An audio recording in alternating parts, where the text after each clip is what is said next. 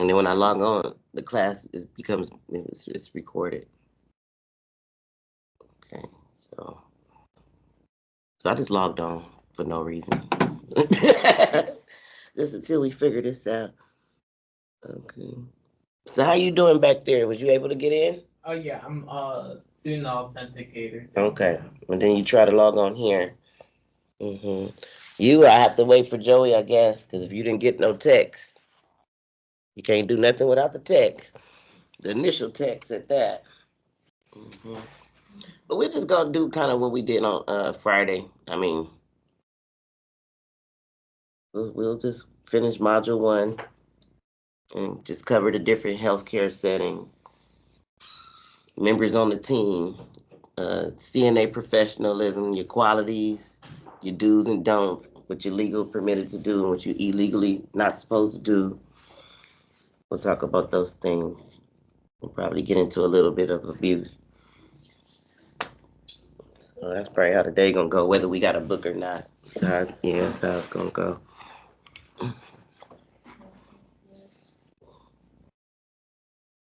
Cause like I said, we on a certain schedule here.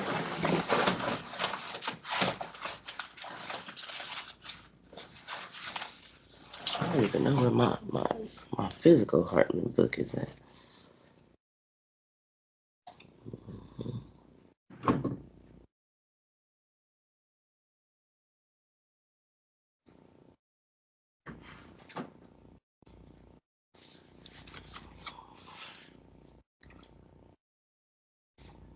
Let me try to call Joe.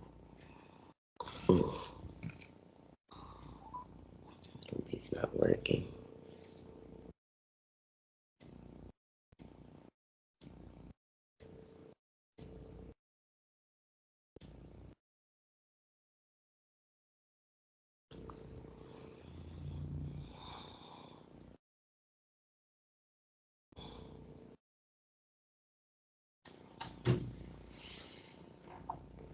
I'm trying to call him and see if he.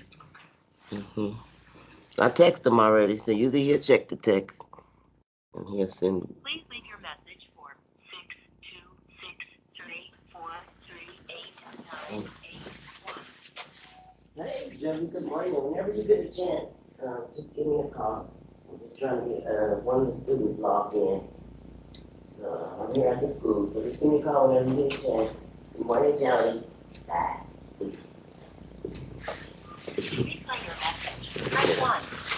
So we know why I'm calling. Thank you for calling. Goodbye. Let me know when y'all get authenticated. But then again, let me see, because like I know, I don't know if it's 24 hours after y'all log in or 24 hours after Joey sends the text. Something about 24 hours, but I'm not sure. But like I said, we're gonna roll it today anyway.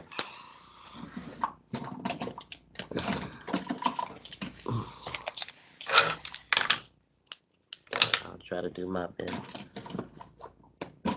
My handwriting is okay. Okay, so It's not that okay. I'm joking. It's not that okay. We'll make it.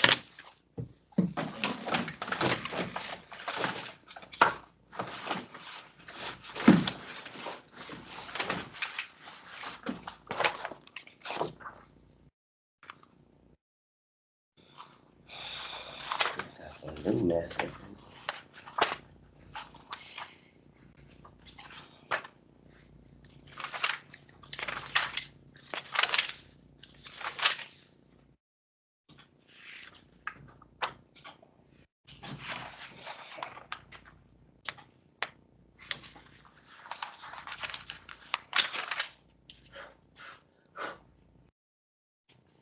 question, Yes, do we ma'am. have tests?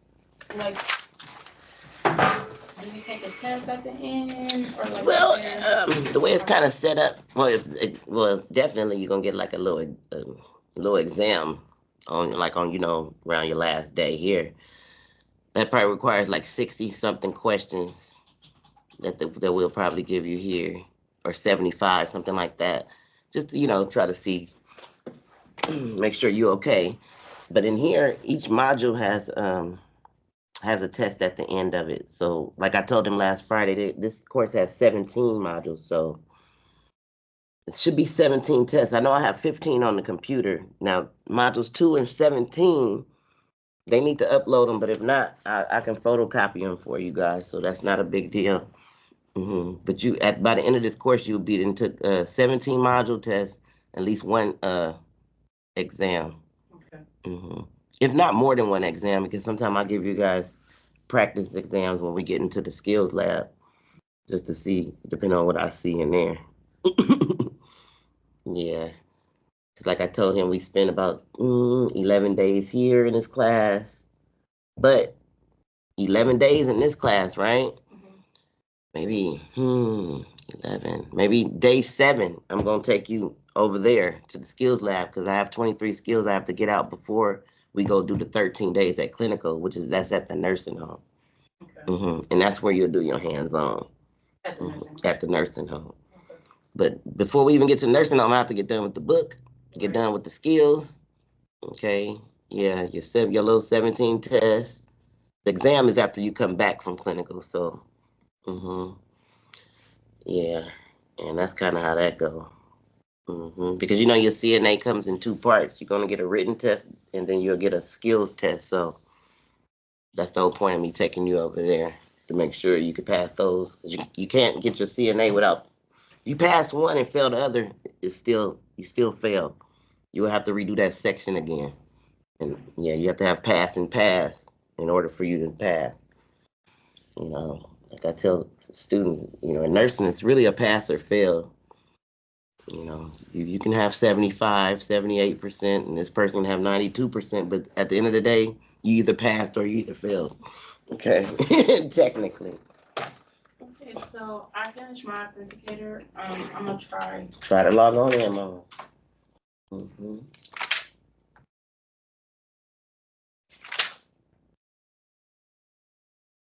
They mix up module 1 of this.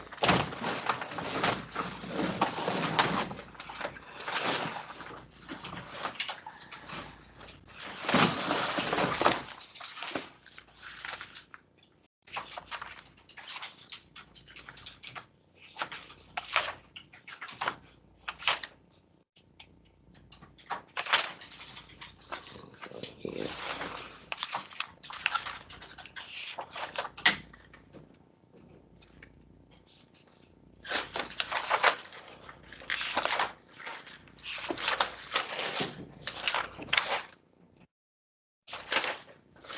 Okay, I was able to get in. You was able to get in all the way? Well, I'm looking at my email. Mm-hmm. I could go to Teams if I want to. Yeah, go to Teams, and then if you click on, see if you can find something that say general. Okay. What about you back there? How you doing? I'm still figuring out the authenticator, but I already got my login and everything. Okay, well, I need to see if you can log on a computer here. So with the authenticator, it took me to a website since, like, I had to do the authenticator on the website, and you have to add your email to it. Oh, okay. I'll do that then. Okay. And it's gonna make you add a secondary. It's not gonna let you add the school email. You're gonna have to do the personal. Oh, okay.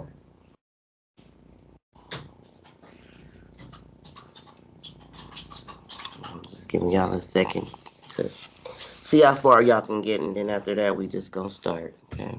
Okay, so I'm on Teams and I see class. I see student teams, and then I see the CNA. Mhm. Okay, push the CNA box.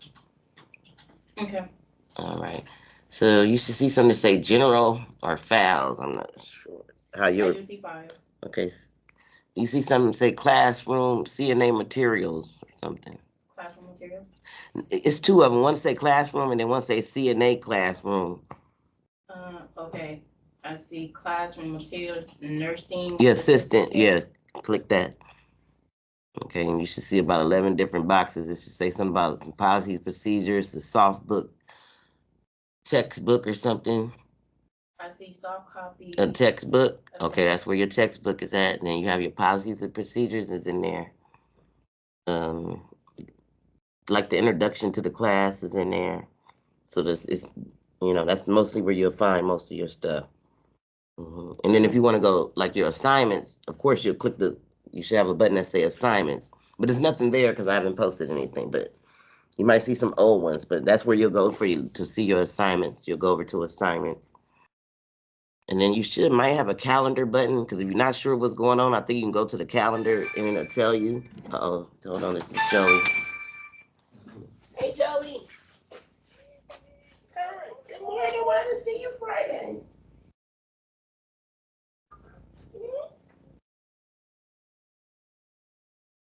Oh.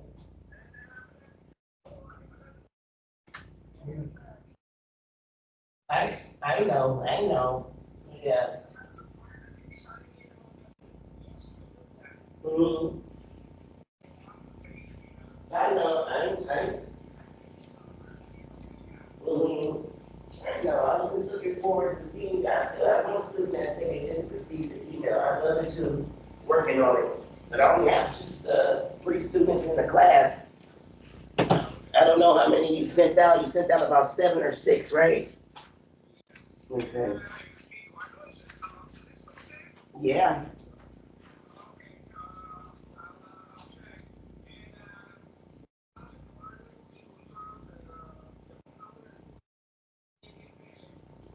Okay. So just confirm it.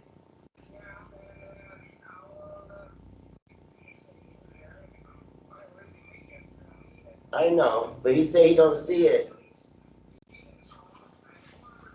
Mm-hmm. But you know what? It says ED and then it's underscore. Because I think that's probably where it's not a space, it's underscore. Mm-hmm. Okay.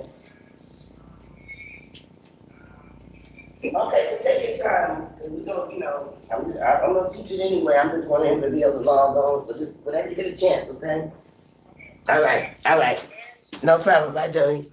Okay, he's gonna check again, but he said he sent it to you. But you know what? He said, even if it's like one thing off on your email or your phone number, it'll throw the whole thing off. So that underscore, I don't know if he knew that was an underscore. Yeah, like I could see it barely on this line. Yeah, because that's why I told him it's not a space, it's an underscore. Because he fancy. No, I'm joking. Yeah, I mean, that's a good thing to do your email like that because won't nobody be able to figure that out. Got a whole line going. hmm hmm So you got it on the phone too? Mm-hmm. All right, cool. And see, let me just try something real quick. The book is red, right? Huh? The book that we're reading is red. It has a red cover. It has a red cover. It says Hartman. Now that's your book, but I got several books because I teach from 5, 6 books sometimes. Yeah, depending on yeah. Hartman's a good book, but like I said, it's like I want to give you all the information I can give you. So if I say take notes, it's not in your book. That'll be up to you to take them, but I'm just giving it to you. Okay. Okay. What's your name? You? Michelet. Michelet. Okay, cute. I have a friend named Michelet. Is it Girius? Williams. Okay, you will. Girl, I have like 1, 2, 3 girls. Like, I don't know these Michelles or Michelets. So, is Michael up in here too? Okay, William. Now I'm just gonna see if I'm doing a test run. You can hear me calling you. You don't have to answer. Oh yeah, I answered. But you can hear me calling you. Mm-hmm. Okay.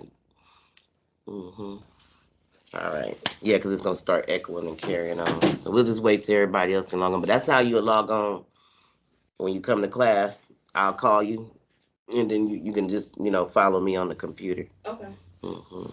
Because right now I'm not sharing anything. It's just you just see me. hmm Yeah. Okay. So I just want to see how. So okay, we got you on. hmm So last Friday we just really just went through like the requirements of CNA. So you've been to CNA before? No. No. Okay. So we just went through like how you had to be like 16 years or older. Okay. About like you have to have a TB test, a live scan, a CPR card, some physical, and a couple of immunizations.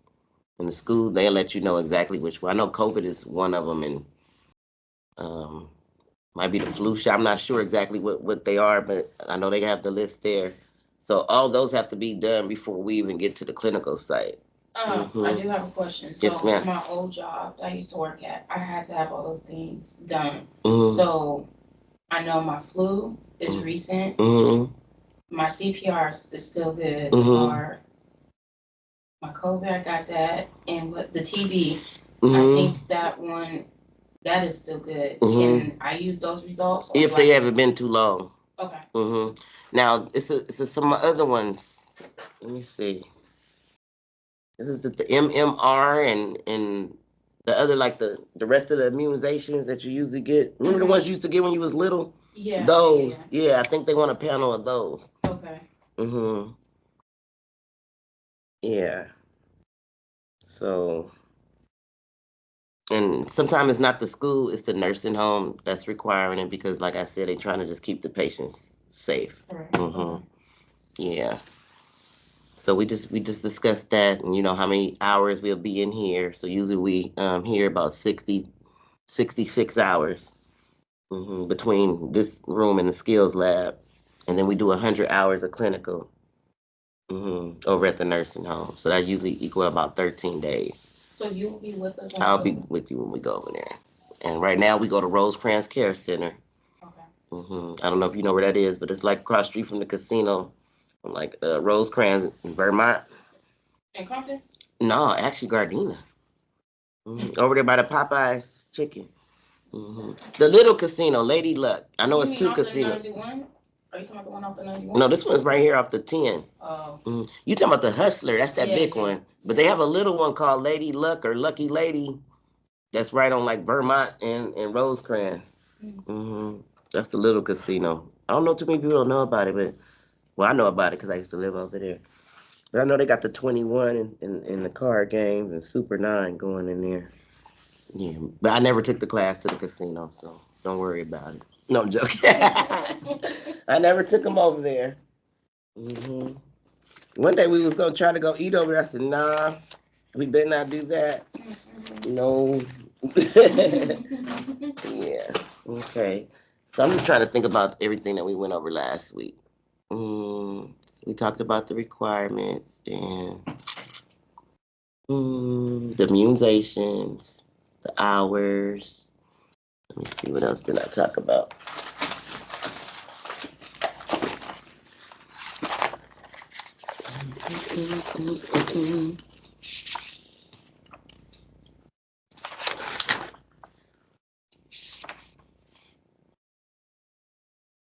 Okay. Oh, how to renew your license after you get your license. Okay, so you have to do these continuing education units every. I guess you could say they do 24 a year, but in 2 years you have to do 48. Okay. Now, like I said, I don't know what setting you plan on working in. I don't know if you're going to do long-term care, or do you want to do hospice, or you trying to do home or assisted living. I don't know what your setting is going to be, but depending on where your setting is, you can only get so many hours done online. So you'll need to find like a care provider to get the rest of them. Okay, because I don't want you guys waiting too late, and it's almost been 2 years, and then you're trying to figure out, But if you work in long-term care, you'll get them for free. But a lot of people, that's not their setting.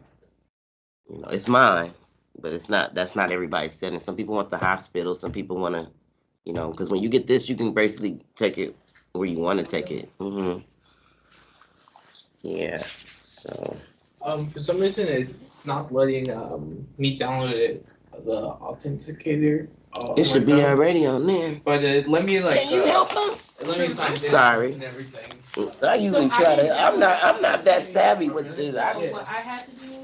Let me see. I'm Let like them right see here. it. And then it won't let me do anything else. So what I did was I.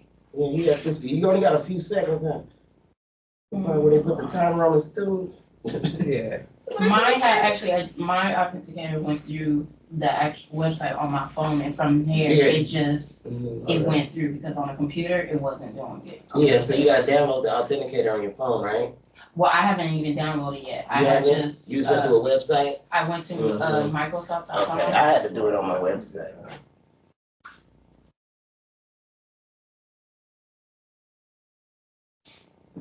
So you just went on here, right? Mhm. I'm sorry. Yeah. And then you have your, well, mine was automatically up there, the school email. Yeah, this one right here. Mm-hmm. And then put the password you put, or no, the password that they gave you. Cool. And it makes me do this, right? Yeah, so that's where you have to put the other email. Okay. So do I use a different account? Is that what I do? And then No. No. Go back. So use your school email. Yeah. Mhm. I have an email. Now put your 3 different days ago. email in the box. I Which know, one why you why use? y'all say y'all didn't have it? or like I just do I this. found it. Joey Rioma. Yes, so go ahead and start the process. Wait. Let us see. Next. You got Joey speeding in the car trying to. Yeah. Look for the email. I know you guys had it, because once one get it, you all usually get it unless something's wrong with What it. is that? The email. I'm gonna open this. Yeah, please do. Then try It to. does take a minute. So now go ahead and download the authenticator. So I can get y'all all You already online today, downloaded it on thank your you. phone? Oh yeah. So Mhm. when you go to the authenticator app, I had to log in, put the email, the school email, and the password. Mhm. Okay, Tim. All right, we getting it now, Uh, hopefully. So I need to I open went to the this. authenticator. Mhm. I had- You need to This open one? the email. and This I one? had- From there, What you it was mean? just like, I don't know, it was working together, because then. What This is- is the email. Yeah. So I just have to wait for this to load and then Use the. Yeah, the code should. Use it the should link be a here. This one. I believe Log in. so. Mm-hmm. So I log in. I make my own Yeah, account. make your own. Okay. Mhm. With password. Yeah. And I'm Here sorry. in my phone or You got to do it on both. Well, I'd rather you do it on the After computer here, so when you're in that, class, but you can do it on your phone too. Okay. It says it's invalid though. Okay. Mhm. email or phone or Skype. Mhm. I do email. Mhm. Well, can you click next on here? But it's better that This one you log on here. That way, like I said, Yeah. when I start So I sharing, also log on here. because when I'm talking, You I gotta turn it on at the bottom. I share the notes. Okay.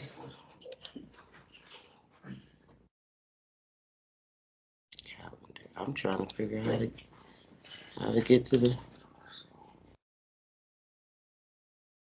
So on the computer. I Okay, had- here go my. Cause it wasn't working. Here we go. Now we It's got just the gonna- text. it's gonna- Oh, this the you third gotta- edition.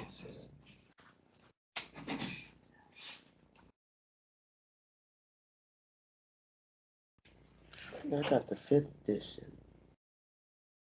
Did it work on your phone?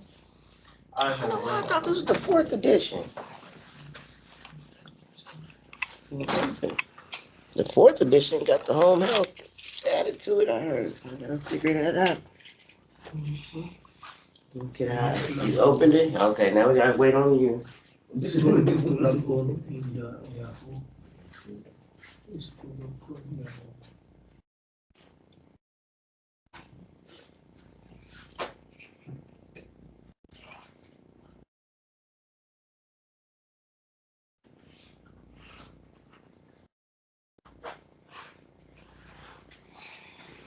So everybody that's in the class show up today to see.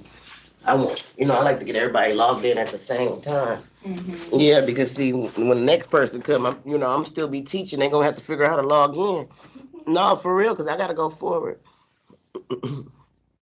This is supposed to be done on Friday. So I open here my email in the computer or So you open Chrome, Thank God you Chrome? know what to do, Yeah. Jesus. Google Chrome. Google Chrome. Girl, you should be an Login IT to the tech. No, seriously, I'm way far from one. Then looking for the You need to type in Microsoft.com. Microsoft.com. Mm-hmm.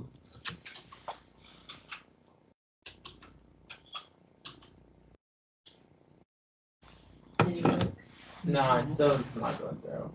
Oh my God. So did you try Microsoft.com and try to log in that way? Yeah, I did. You did. And for some reason, it still did it.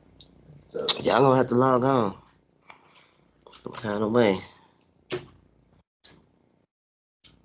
It's gotta be. And on your authenticator, didn't Yeah. your on the actual yeah, authenticator itself? yeah, it's not working on there either. Oh, that's weird. No. Like I think I have to delete the app because I try to open it because I just downloaded it and then it just closes out on its own. Okay. Yeah, so I'm gonna do that. Sign in Sign in Okay, sign in. with my email. with the email that Joey had just sent you. Okay. The Mm-hmm. email that he sent. Yeah. See, Joey's the first person that sets up the computer since everything, the book and everything is on here. Now, if you had a regular book, then I don't think we had to go through this. This one. This one you mean? You mean? Yeah, but it's easier right here Oh, okay, thank you. because you have the password. You need that Okay. password. The password. Mhm. Okay. So it's capital caps lock. I'll be right back. No problem.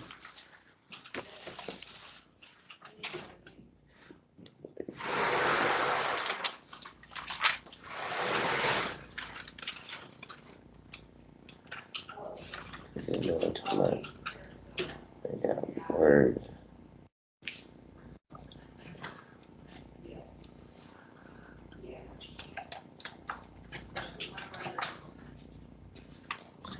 Keep careful.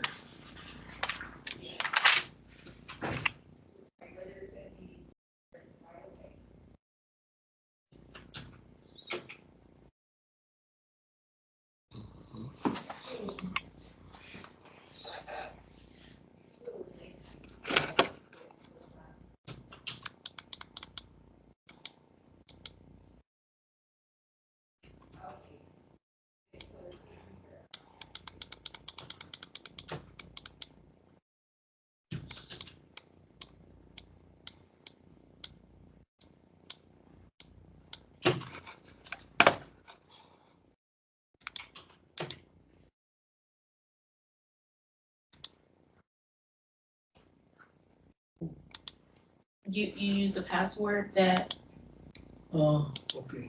I'm gonna have to figure it out. Big enough for me.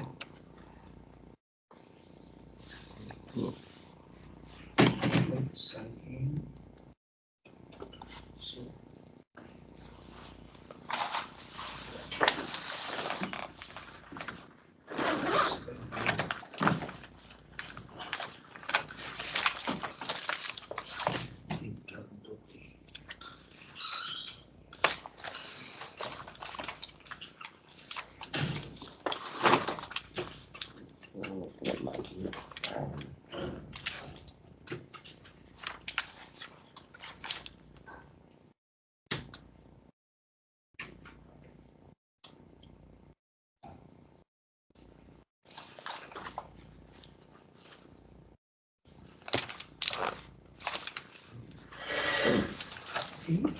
you do have to put the at A&E Career Institute.com. Oh, you don't need? You do. Yeah, I put this one. This one. Mm-hmm.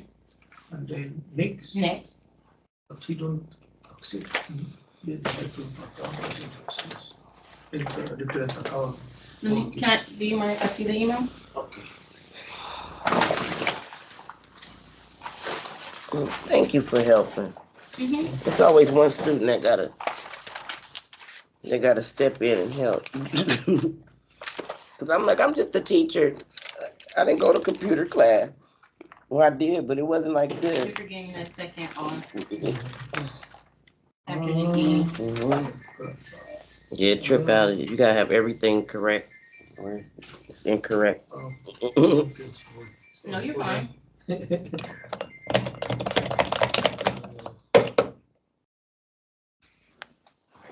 No, you're good. I need some coffee for this. Good morning, sir.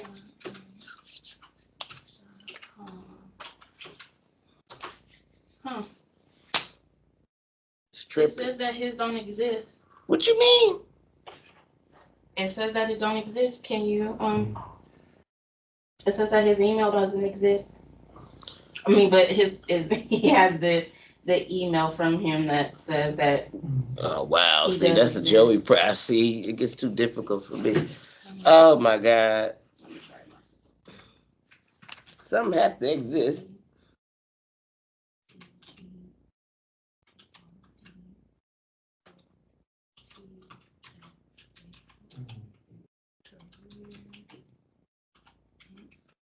Career. Yep. It says it doesn't exist. Oh my God!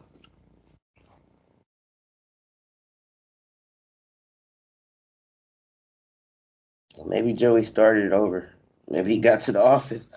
Let me see.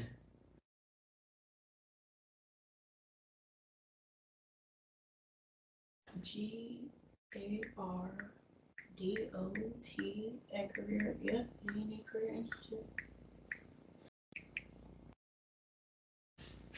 Nope.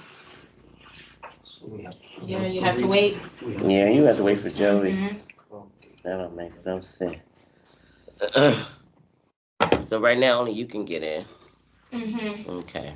Oh God, that's okay. We'll make it. We gonna make it. The class, You're welcome. class gonna still go on. Mm-hmm. And if anything, I could print y'all out the book. Oh wow. Yeah, I mean, print it out tonight for them so that way they can have it at least. The whole book.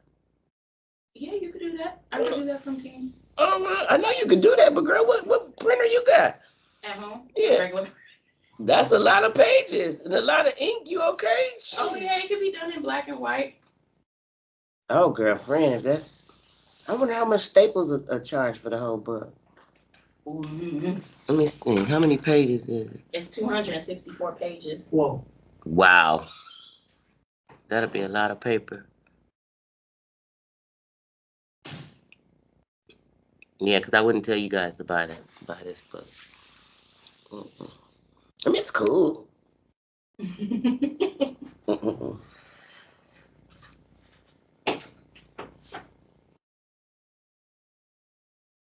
I mean, I mean, it keeps us from.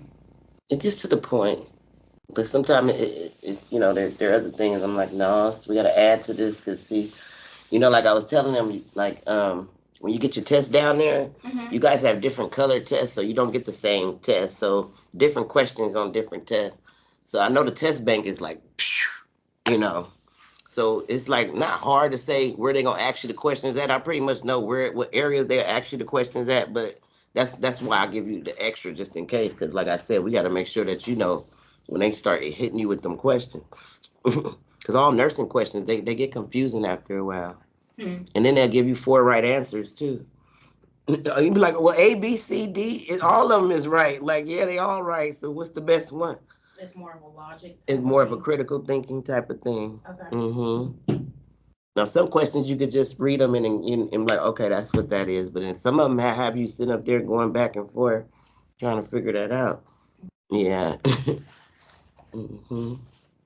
And that's just the way all nursing questions is. And it starts here. And even when you become an LVN, it gets worse. And then when you become an RN, it's like, oh my God. Yeah, but I mean. Are you an RN? I'm an LVN. I need to be one. I should make this be my year going back to school. Well, I always go back and then I'll stop and go back, but like I need to just go and finish this time. Hmm. But you get comfortable sometime being an LVN, so I know I heard. yeah, you get I think that's what my problem is. I get too comfortable. But see, I was a CNA for 8 years, and I think I was getting too comfortable too. hmm So I know when I get too comfortable, it's time to go to the next level. hmm I mean, I loved every bit of it ever since I started the program. I remember graduating from my CNA course, and girl, I was working the next day. I was like, "What is going on?" Ain't been without a job since, unless I was choosing not to have one or something. But the job's always been there, and that's been for over the last 20-something years. Never had a problem really finding one. hmm But like when we start I guess I'll just try to start class. I guess when he come back, but you can log on the book. So right now it say I'm on it say page 10. hmm but it's actually, to me, it says page 1 at the top, but on the little box here it says page 10. Okay. So this is chapter 1, the nursing assistant in long-term care. So that was another thing we discussed. Like, okay, yeah, we're gonna talk about the hospital and all these other settings, but this book is based on long-term care. hmm Yeah. So most of these questions are referred to, like, maybe if you was working in long-term care, even though you can work in other healthcare settings. hmm Now, long-term care, these are like your, Nursing homes. okay. Well, they got the new now it's called skilled nursing facility. Okay. Yeah. Well, they ain't new, but that's something that they calling them now. Yeah. The skilled nursing facility. So SNF. Yeah. Or SNF, yes. Yeah. Like, Or a sniff. Yeah, that's what they call it. Mental health, so I'm like, okay, that sounds familiar, but we call it something else. Yeah, but I used to call it SNF and didn't even know what it was for. And I'm like, what is all? Yeah, when did it change? First it went from convalescent home to nursing home to old folks home. And then now we long-term care and skilled nursing facility. You know why they put the skilled on there? Because that's actually what it is. You're getting skilled care for 24 hours. So yeah, so that's probably where they got that. And then here in your book on this page too, it says they got extended care facility. It's another name for a residential facility. Okay. So it's this different name. But you would notice too, they got different names. Depending on where the CNA works, she got different names. Depending on where the RN works, she got different names. Depending on where the resident is located, he might have different names. Because in long-term care, he's considered the resident because he lives there. Yeah. If you take care of him at home, he's considered like a client. And if you go to the hospital, he's considered a patient. You know what I'm saying? So, but it's still all the same guy. But it just depends on what setting that you're in. So that's another thing that we do discuss in the beginning of this class. Okay, so with that being said, I think I got one little cup of, just grab the little cup of coffee I got, and we're gonna start. And you can only see the book, but you guys do your best with taking notes. I'll be right back.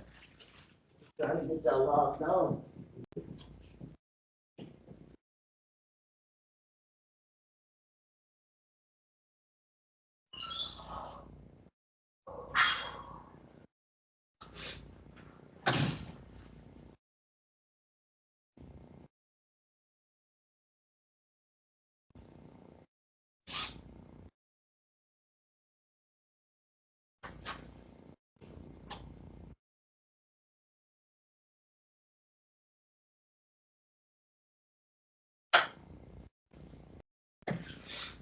Just still hasn't worked for you. Oh, it's actually finally working now. I just had to delete the app.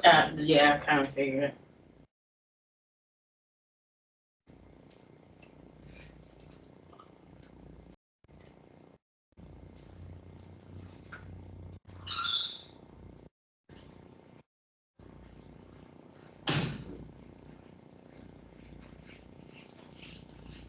Drink coffee out of anything. As long as it can hold it. I don't need a coffee cup. All right, you guys. So basically, we gonna start. It's all we can do, right? Yeah, I finally logged in. Oh, wow. Are you all the way in? Yeah, yeah. Oh, are you able to get to your textbook? Are you able to go to files? I mean, it's up to you guys. I can call you in and you can just follow the book with me, but I can just tell you what page I'm on. I can read the book. Okay. It's okay. All right. I just want to know. No, some people they have to come with me because I don't know where you might be if you don't come with me. So on here, you go on what, like apps or? So for the book, I went to the Teams icon. At the top, it's like two little people. And it's going to be the only chat that we are in. Oh, okay. I got you. And sometimes you guys' thing looks a little different than mine. Oh, yeah. On my computer, yeah, for some reason, I don't know. I'm like, mine don't look like that. I'm trying to help you, but I don't look like that on mine.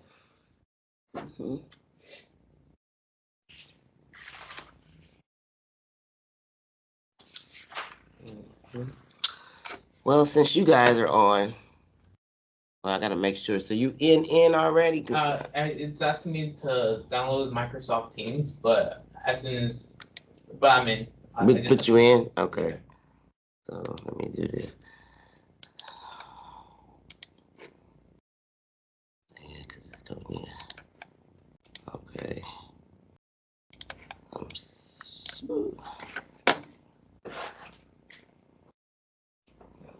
Okay, I'm doing a test run here Those who have not with the received an email assignment. from Microsoft.com, use the link https login microsoftonline.com login with What happened?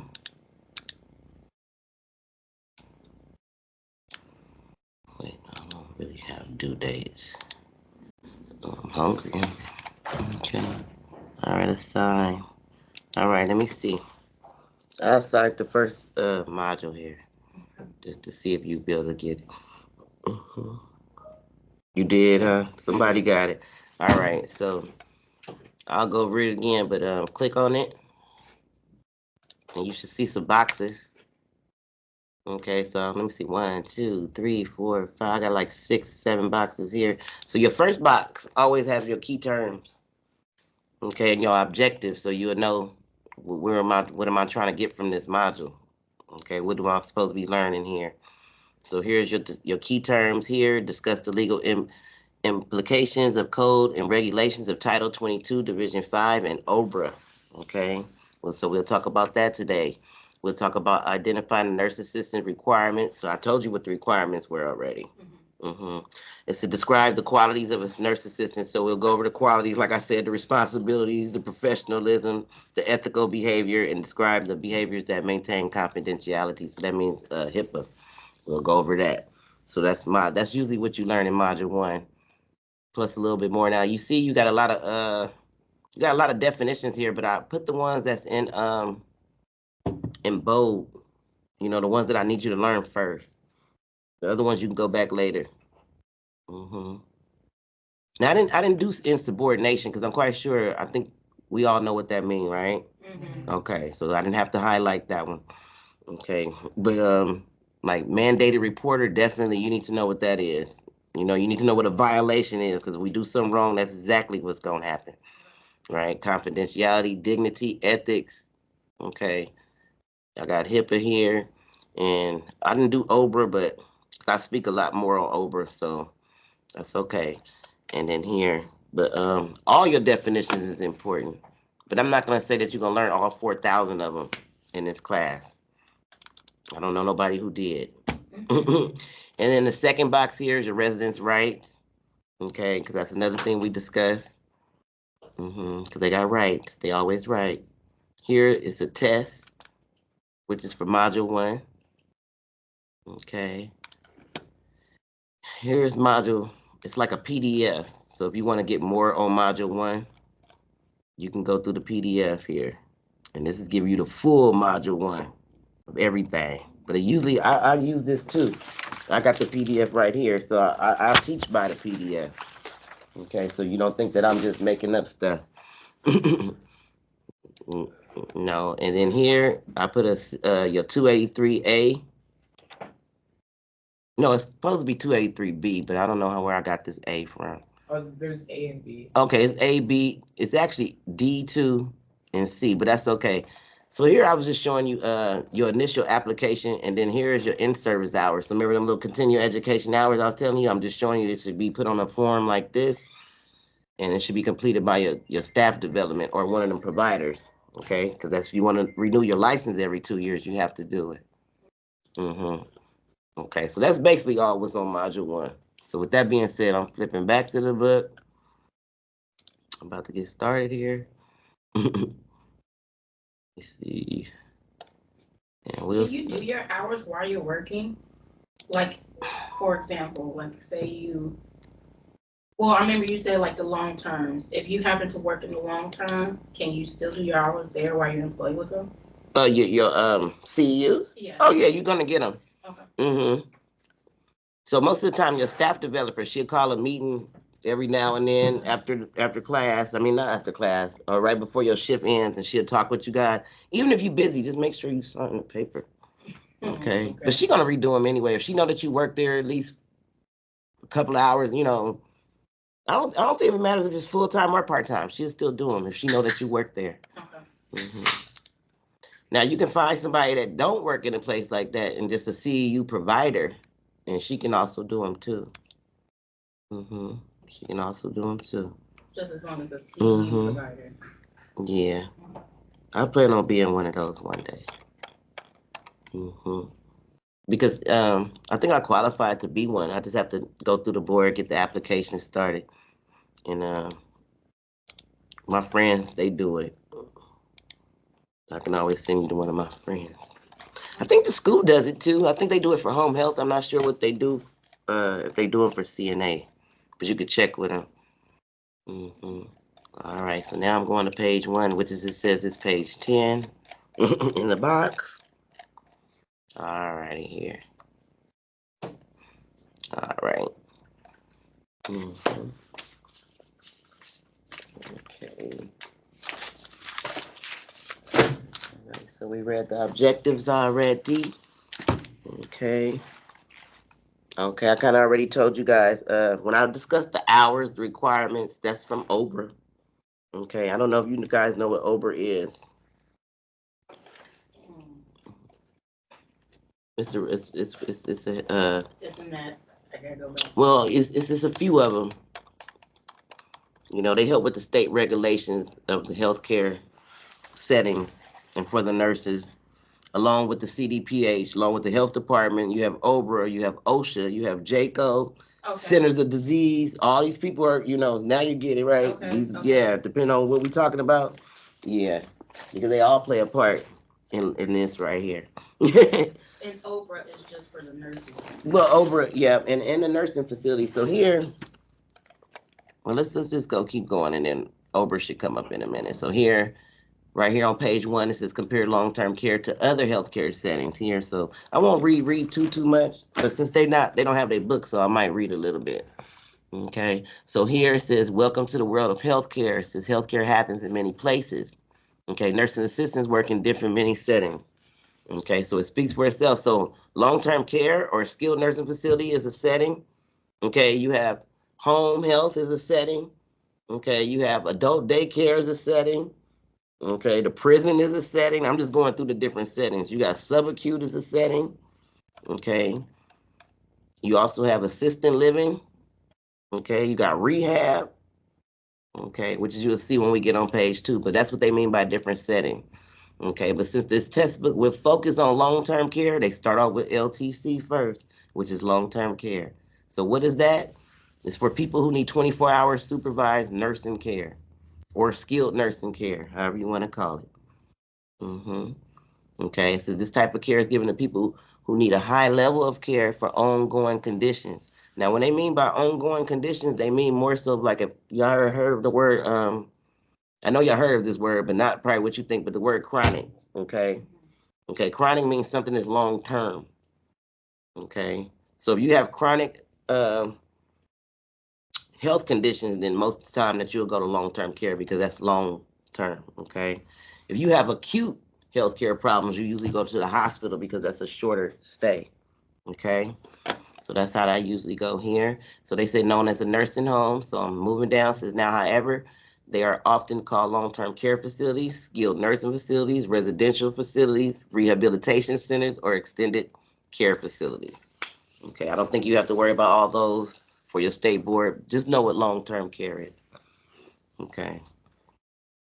All right, moving down. It says people who live in long-term care. It says may be disabled or elderly, so they may arrive from the hospital or healthcare setting. So that's true.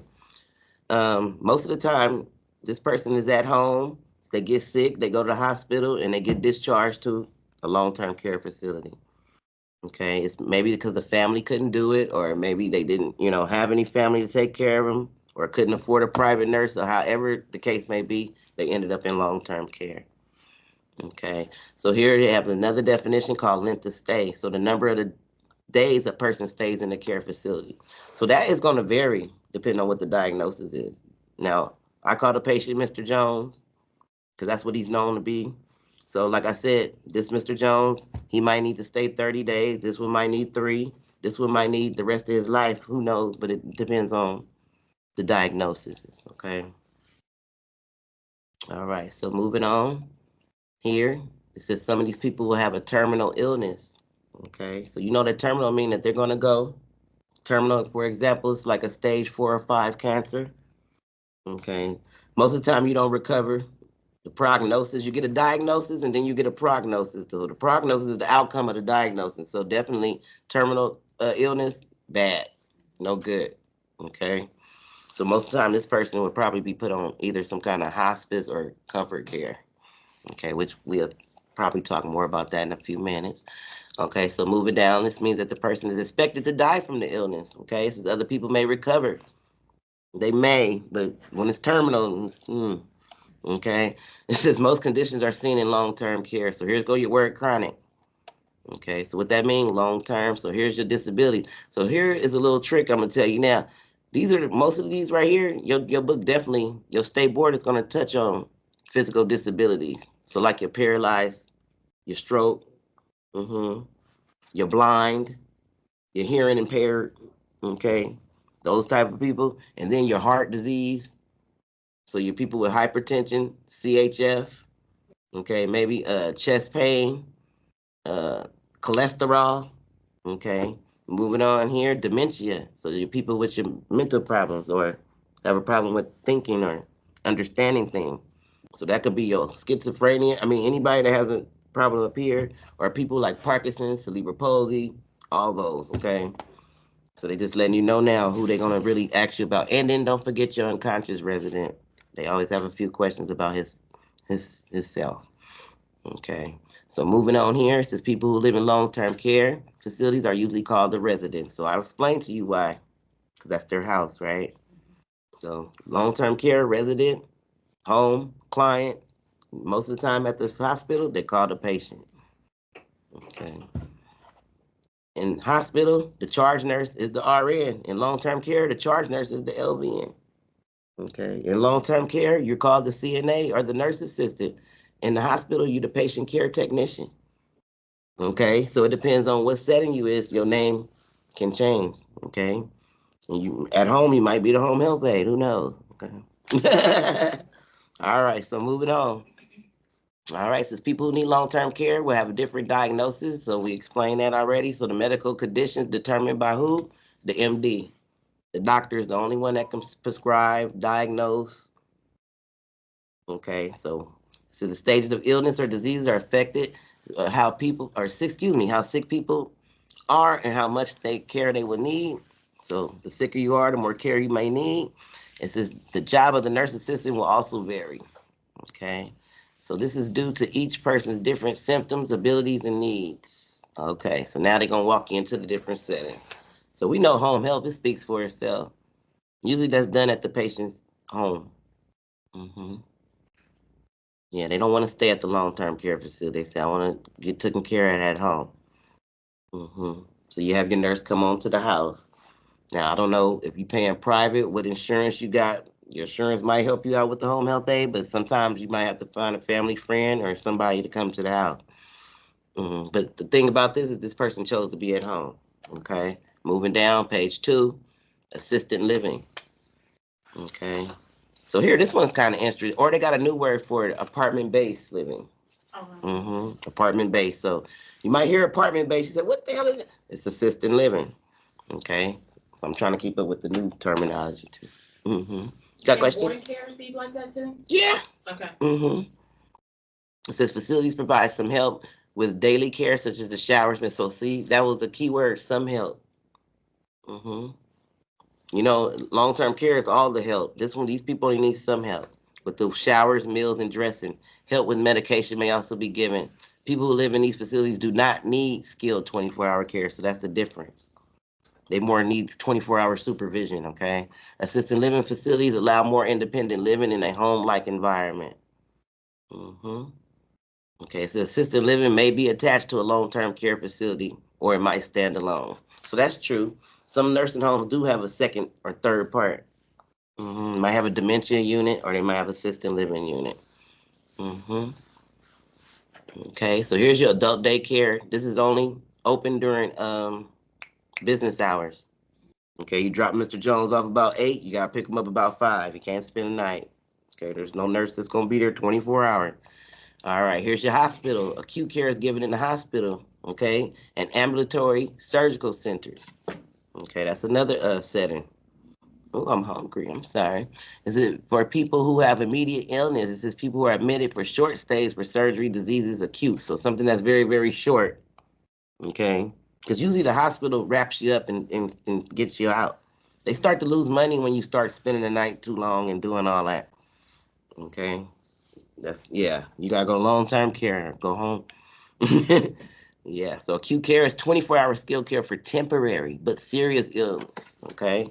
And then you have your skilled care. So it's medically necessary care given by a skilled nurse or therapist, okay? So that's kind of like long-term care, 24 hours a day. It is ordered by a doctor, and it involves a treatment plan, okay? But everybody involves a treatment plan because you got that. They letting you know that that's what the care plan is. I don't know if you ever heard of care plan. Okay, so here's subacute. The word sub means middle. So they kind of in between. They sick, but well, we already know what their condition is. So it's like, okay, they can stay at the hospital, but they really won't, they need more so like a long-term care facility, but hospital stuff, okay? So that's the subacute unit, okay? So it's kind of like in the middle. Okay, so these people are on the trachs and everything. So they need some skilled nursing, but just not in a hospital setting. Okay, they're a little too sick to be in long-term care by themselves. So they need some hospital things. So that's why they make a subacute unit that kind of stands in the middle.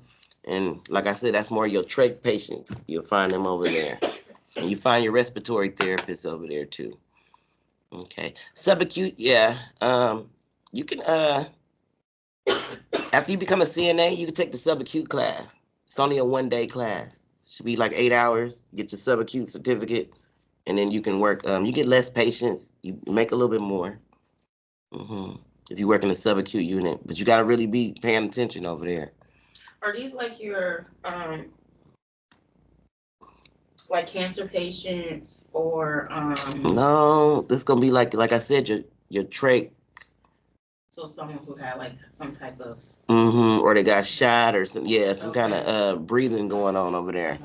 Let's see what this one says. This can be given in the hospital or long-term care. Subacute is given to people who have had acute injury or illness or problems resulting from a disease. These patients need treatment that requires more than long-term care facilities and can give and less than acute care. So they're kind of like in the middle. If they stay at the hospital's gonna lose money because it's like, okay, we already know that this is gonna be a long-term problem, but it's a serious long-term problem. So that's why they had to make it a subacute. But like I said, you might not get too many questions on your state board about subacute. Definitely long-term care. You will get some about hospice, okay, and maybe home health and rehab. But they just introducing you to the other settings. So here's outpatient. So that's pretty much speak for itself. It's usually given for less than 24 hours. So, you might get a procedure done. They monitor you and have somebody come pick you up because you can't drive, of course, after that. Okay, so here, rehab.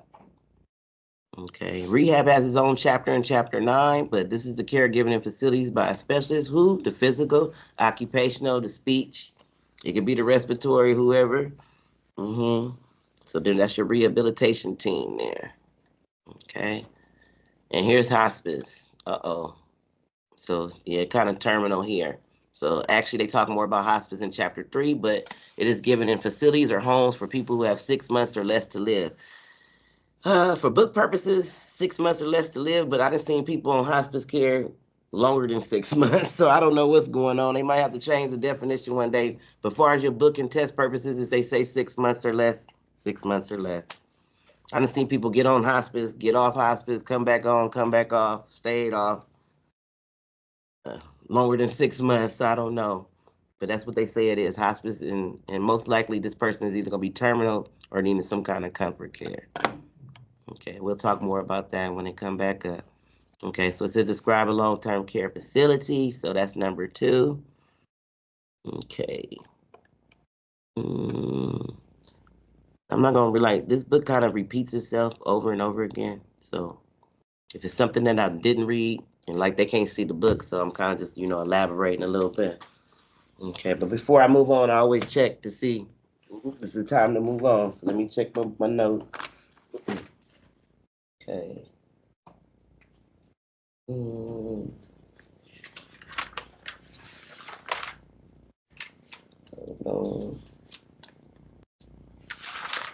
Okay, it's a few things that I do want to read to you from here. Okay. So these are just the extra notes here. Okay, so we haven't got there yet, but got that Medicare is gonna be the person that pays for most of this stuff. Yes. Okay, Medicare. Okay, here they have a word called DRG or diagnosed related groups. They talked about the length of stay, but the only way you're gonna get the length of stay if you know what diagnosed related group that this person is in. Okay. So with that being said, the DRGs, which affects how much hospitals are paid for the hospital stay based on the patient's specific diagnosis or whatever procedures they have to get. So they go into these different groups, okay? Okay, and then also too, they have like managed care and also they have case management for your residents. Okay. I don't know if that's gonna come up in your book, but like I said, if I don't think that it's gonna come up, I'm gonna let you know now before we move on. Okay, so don't forget about your case management. And then here, who monitors that? So we talked about OBRA, and so here you have your the monitor of the quality care of patients received from providers who manage care and practices will continue to be important issues. So quality care, I think they're going to talk about the Joint Commission. So JACO, have you ever heard of JACO? So let me tell you who these people are. It might be a different term. So let me tell you who these people are. So they are also monitored with OBRA and with the health department. So it's JCAH&O. Okay, JACO. And so who are these people? Let's just get to the point. These are the agencies that are both federal and state operated, the non-governmental agencies such as the Joint Commission on Accreditation of Healthcare Organization, formerly known as JACO, and others are paid by the healthcare organization to review their patients' care, the credentials of the providers, which is us, and such as doctors, nurses, and the environment in which the patient care services are delivered. So that's the nursing homes or the settings. So basically, they just really letting you know early, like, okay, yeah, we're watching you. Yeah. Okay, so I'm just telling you, so of course they're gonna start talking about violations, sites and stuff, because they're letting you know we're watching you.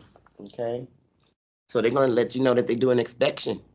Every nursing home, every setting gets an inspection, usually once a year. If your facility doing pretty good, you might get it every 15. They might do a year and a half on you. That means that you guys don't get no complaints. So they just letting you know they're gonna come in and get you. Okay, so I just wanted to let you guys know that before I moved on. Just make sure. So okay, I think it's time to move on now. Okay, so you know about the length of stay, the drug-related groups, the different types of settings, the different names of the people. Okay, what else? You learned about chronic, you learned about acute. Okay, so any questions so far? Okay, we're gonna move on. Number 2. So now they want to describe the typical long-term care. So they already told you really what it is. It's 24-hour skilled nursing care or professional care. Okay, but let's see what they say again. It says these facilities may offer assisted living housing, dementia care, so that's another setting, okay, or subacute. Okay, some facilities offer specialized care. This is other care for all types of residents. Okay, so they got stuff called memory care. They got ambulatory this, so it's different. You also got mental health. Yeah. That's another setting. Okay. All right. This is the typical long-term care facility offers personal care for all residents. Okay, and focused care for residents with the special needs. Okay, so what was the personal care? The bathing. Okay, care of the skin, nails, and hair, and assistance with walking, eating, dressing, transferring, and toileting. All of their ADLs. All of the ADLs. Okay, activities of daily living. Okay, so on top of those services, they letting you know here, the other services here, you got physical, occupational, speech, and you got wound care. Okay, care of the different types of tubes, which is catheters. Okay, but that's not the only tubes. You got your oxygen tubes, you got your IV tubes. Okay, we're gonna talk about all of them. Okay, this is nutrition therapy. Okay, so of course we'll talk with the dietitian. This is management of diseases such as AIDS, diabetic. Oh, they love diabetes. COPD. Okay, that's your chronic obstructive pulmonary disease. So that's chronic. Cancer is chronic, and congestive heart failure. All these considered chronic diseases. Okay, so keep that in mind. Definitely, you're gonna get a questions on the AIDS, diabetic. Anybody that's right here in this box and the other box I showed you, they're gonna ask you at least a question about each and every one of them. Okay, I'm just letting you know early. All right, it says when we specialized care is offered at long-term care facilities, the employees must have, and here I'm on page 3, rolling down. Okay. The employees must have special training. Okay, remember Ober said that. Okay, make sure we got fingerprints. Make sure that we just not coming off the street taking care of people. Okay, make sure the teachers is not coming off the street taking care of people. Okay, or teaching people. All right, so you gotta have certain stuff. Okay, to be in compliance. It says when specialized care is offered at long-term care facility, the employees must have special training. It says residents with similar needs may be placed in units together. Okay, so that could be your Alzheimer's or whatever the case may be. So definitely culture here. I think we did talk about this last Friday. Culture is going to come up in every little piece of everything, but especially when you're talking about the death and dying and maybe the feeding. Those are the two places you probably want to look for culture. The reason why culture is a big deal because on your state board test you only get 2 culture questions. Okay, that's the whole section. And in order for you to pass the test, you have to pass each section. Meaning you have to get both questions right. Now, usually the answer is privacy because usually it's talking about he want to see the clergy, and you offer him the clergy, you provide privacy. But I'll go down all the answers that they might hit you with. But culture, so here it goes. It says some long-term care facilities are adapting newer models of care. So these models promote meaningful environments with individuals' approaches to care. So culture change is a term given to the process of transforming services for elders so that they are based on the values and practices of a person receiving care. So basically, they're letting you know that whatever that person's culture is, we have to respect that, no matter what our culture is. Okay, we have to leave our culture at the door. So it involves in respecting both elders and those who working with them. So core values are choice, dignity, respect, and self-determination and purposeful living. It says to honor culture change, care facilities may need to change and organize practices, physical environments, and relationships at all levels. Okay, you do not have to go to this pioneer, whatever it's network here, but yeah. So if he is Muslim, when we get them dressed, you have to put on everything. Okay, now I don't feel like putting on all that on Mrs. Jones. We have to put it on her. Okay, your book likes Jewish culture too, so usually you might get a questions about the Jewish culture. hmm I know the famous answer is do not touch the body until the rabbi come. Okay, some cultures like to be turned facing the window so the spirit go out the window. I think I got something on different cultures and different practices. hmm But it gets really deep. I mean, you don't want to be the one to touch the body before the rabbi comes. Oh my God. He didn't sit Mr. Jones the wrong way.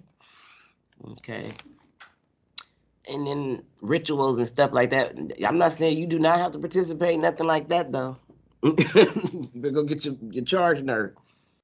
Now, you don't have Mr. Jones have you on no wall with no candles and all that. Now, I ain't saying you gotta assist him and do all that, but we gonna respect this culture though. Mm-hmm. All right, so moving on here. So now they're gonna talk about the payment. So we know who this is. This is Medicare, but they added Medicaid too. Okay. So the key word about Medicare, only really thing you need to know is that that's what pays for most of the services, and Medicare is for people for 65 years or older. And it came out in 1965, so that should help. Okay, it was established in 1965, and it's for people for 65 years or older. You know that number is going to change soon. For when you could get Medicare? Yeah. Yeah. It probably already changed, but for your book purposes, it's 65 years or older. Okay. It also covers people with any age of permanent kidney failure or certain disabilities. Okay. You don't need to know what part A, B, C, and D is for, but if you want to know, it's here. Okay. So here, part A helps pay for the hospital or skilled nursing facilities or hospice. Part B pays for your doctor services and medical services or equipment. C is for your private health insurance company to provide Medicare benefits, and D is for medication.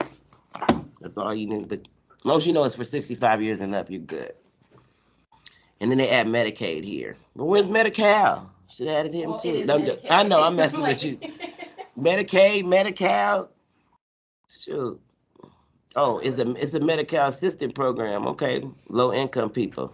All right, so just letting you know. But see, the good money comes from Medicare. We don't get nothing off Medicare too much. Okay, so here describe the role of a nurse assistant. So here we already talked about nurse assistants can have many different names. I'm at the bottom of page 3. And this is being recorded, so you guys, you can also go back and watch the recording later, okay? Just letting you know. That's why I went on and logged on, just in case. Okay, so here, nurse assistant can have many different titles. So nurses aide, certified nurse assistant, patient care technician, certified nursing assistant. What else they got? Okay. In my other book, they had geriatric aide, geriatric assistant, home health aide, homemaker, orderly, person care attendant, patient care assistant. So it can keep going. About 20 names, huh? Ain't that something? Okay. Geriatric. I kind of like that because they bringing back out the word geriatric. So geriatric assistant is kind of cute to me. I like that one. What you saying? I thought that was when I first heard it a while back when I started in the healthcare field. I thought it was just for the older people. Mm-hmm. I didn't know it was a CNA. Yeah, geriatric assistant. Because geriatrics are usually 65 years or older. Mm-hmm. So hopefully they bring that name back out. But I think the newest name here is the patient care technician thing. Mm-hmm. So the reason why we tell you that, because if you're looking for jobs, you might just be looking for nurse assistant, nurse assistant. You might see that these are the other names that fit your job description, okay? You're like, oh, I've been seeing that job. Well, you could have been applied for that job because you qualify for that job. Okay, so here, nursing assistant, so you got NA. So you see they got abbreviations. Don't worry, I'll write you a nice list of the ones you need to start learning. But here's NA, so that's short for nurse assistant. So it says perform assigned nursing assistant tasks such as the resident's temperature. Okay, so we already talked about your activities of daily living. So here's the rest of them. Your vital signs. Okay, nursing assistants also provide personal care. Again, they're gonna repeat itself: bathing, helping the residents eat, drink, help with hair care. So we already knew that, right? What we got here: promote independence and self-care. So that's different. You have to promote independence and self-care. Okay, you have to let Mr. Jones make his choices. Okay, no matter if he can move or not, he's still able to make choices. Let him make as many choices as he can, or let him participate as much as he can. Okay, because we want to try to keep his independence, not take it away. Even though we don't have time, but we have to make time to keep his independence, okay? It says other nurse assistant duties include the following. So here go the toileting needs. Okay, assisting to move around safely. So basically keeping a safe environment, keeping residents' living areas neat and clean, Okay, caring for supplies and equipment, helping the residents get dressed, so they making beds, giving back rubs. Uh-oh, not the back rub. Yep, the back rub, and helping residents with the mouth care. Okay, mouth care can also be denture care. Okay. Okay, so basically these are your patient care skills. They only named a few, you got more. Okay. It's the nurse assistants are generally not allowed to give. So this is something you need to know. Because now they're getting into your scope of practice and they're going to tell you what you can do and what you're legally not supposed to do. And in California, you're not really supposed to give medication, but they have this class called Med Tech or something that if you've been a CNA for a certain amount of time, you take the Med Tech class, you can pass medication. Okay, so that's what they said. If you receive after receiving special training, then you might can do some other things. But until then, no medications. Okay, so you're not allowed to give medications. Nurses are responsible for giving the medications, and some states will allow, and California is one of them, to work with medications after receiving the special training. It's examples of other tasks that nurse assistants that are not allowed to do is inserting or removing tubes. Okay. Another word for that is invasive procedures. You cannot do anything that goes inside a patient. Not supposed to. Change of sterile dressing. Okay, you can help with dressing changes. You can assist with a sterile dressing change, but you technically really not supposed to do them. Now with special training, maybe so. Okay, and giving feeding or tube feedings. hmm Okay, but that's just to name a few. You know you're not supposed to touch the IV pump, the oxygen tank. You're not supposed to adjust the liters and all of that. So we'll talk about it though. But there's other ones. Just know, keep that in mind. It says nurse assistants spend more time with the resident than any other care team members. See, okay. So they are act as the eyes and ears of the team. It says observing change in the resident's condition and reporting these changes is a very important role of the nurse assistant. Okay. And then it says residents' care can be revised or updated as conditions change. So another role is documentation or charting. Okay. All right. So before I move on, let's see if we're ready to move on. Okay. So requirements. Okay. So overall, I also want you guys to know that just to give you a little brief on nursing. So you got to take this course. This course can be from like 4 weeks, 4 to 12 weeks, depending on what school you go to and how fast they run the class, okay? So that's your nursing assistant. Then your LVN, she usually goes to school for at least 1 year, can be 12 to, I say 12 to 15, 16 months, depending on what school you go to and how, if you're going part-time or if you're going full-time, okay? And your registered nurse, she usually goes to school for 2 to 4 years, okay? So they want you to know that. And reason why it says, okay, the nurse assistant here, I'm reading from another book, carries out patient care. Nurse assistants carry out basic nursing functions under the direction of supervision of a registered nurse, okay, or licensed nurse, okay. So as a result of OBRA, nursing assistants who work in nursing facility must complete an approved training program and pass the competency evaluation program, okay, which is that consists of your skills and written test. So that's when you at the testing center. Okay. At this point, you won't be with me. You'll be at the testing center. Okay. Let me see the more of your do's and don'ts. Let me make sure. So you guys kind of got what you can do and what you can't do. Okay. Make sure you know because they will ask you on your state board. hmm Let me see. Also, too, some tasks are never performed. It says NAs must never honor a request to do something outside their scope, such as request to be reported to. So they letting you know even if your nurse assistant asks you to do something out your scope of practice, you got to have enough brain to tell her no, ma'am, because this is your license. You know, don't let her get your license took away. hmm And what else? Let me see. Oh, now they're getting into the residents, right? First of all, let me make sure I got the CNA part together.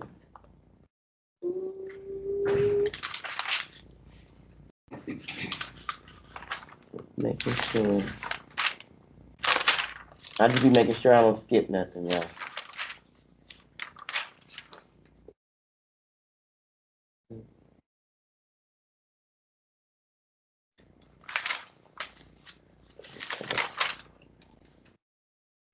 Okay, here's the full list.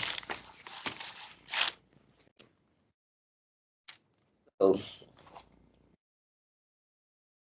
this is from another book. I'm not sure if this book or how it's gonna go, but like I said, it's the best time I think to talk about it.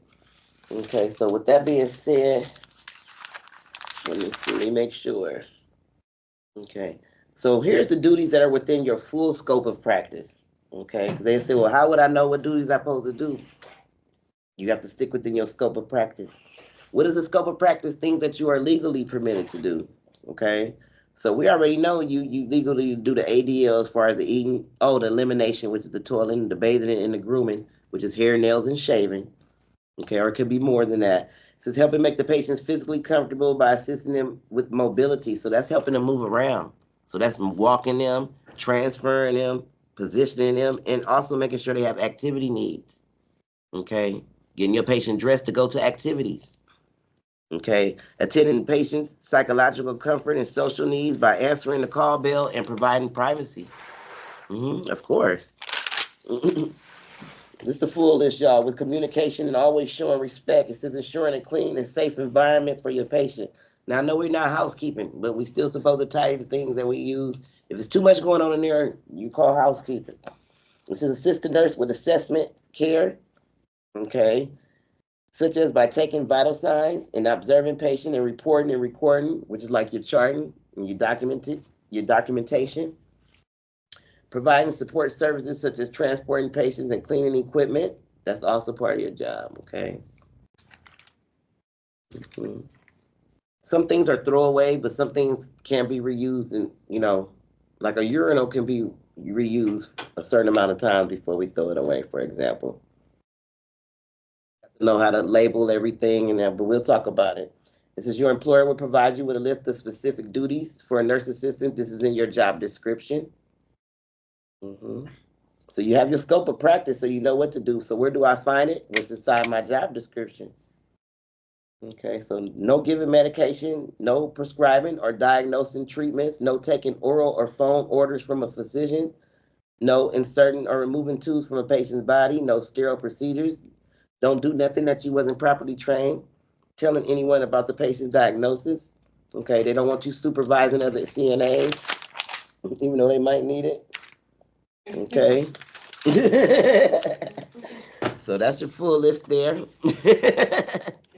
Yeah, they might need it, but I don't want you getting into it. Okay.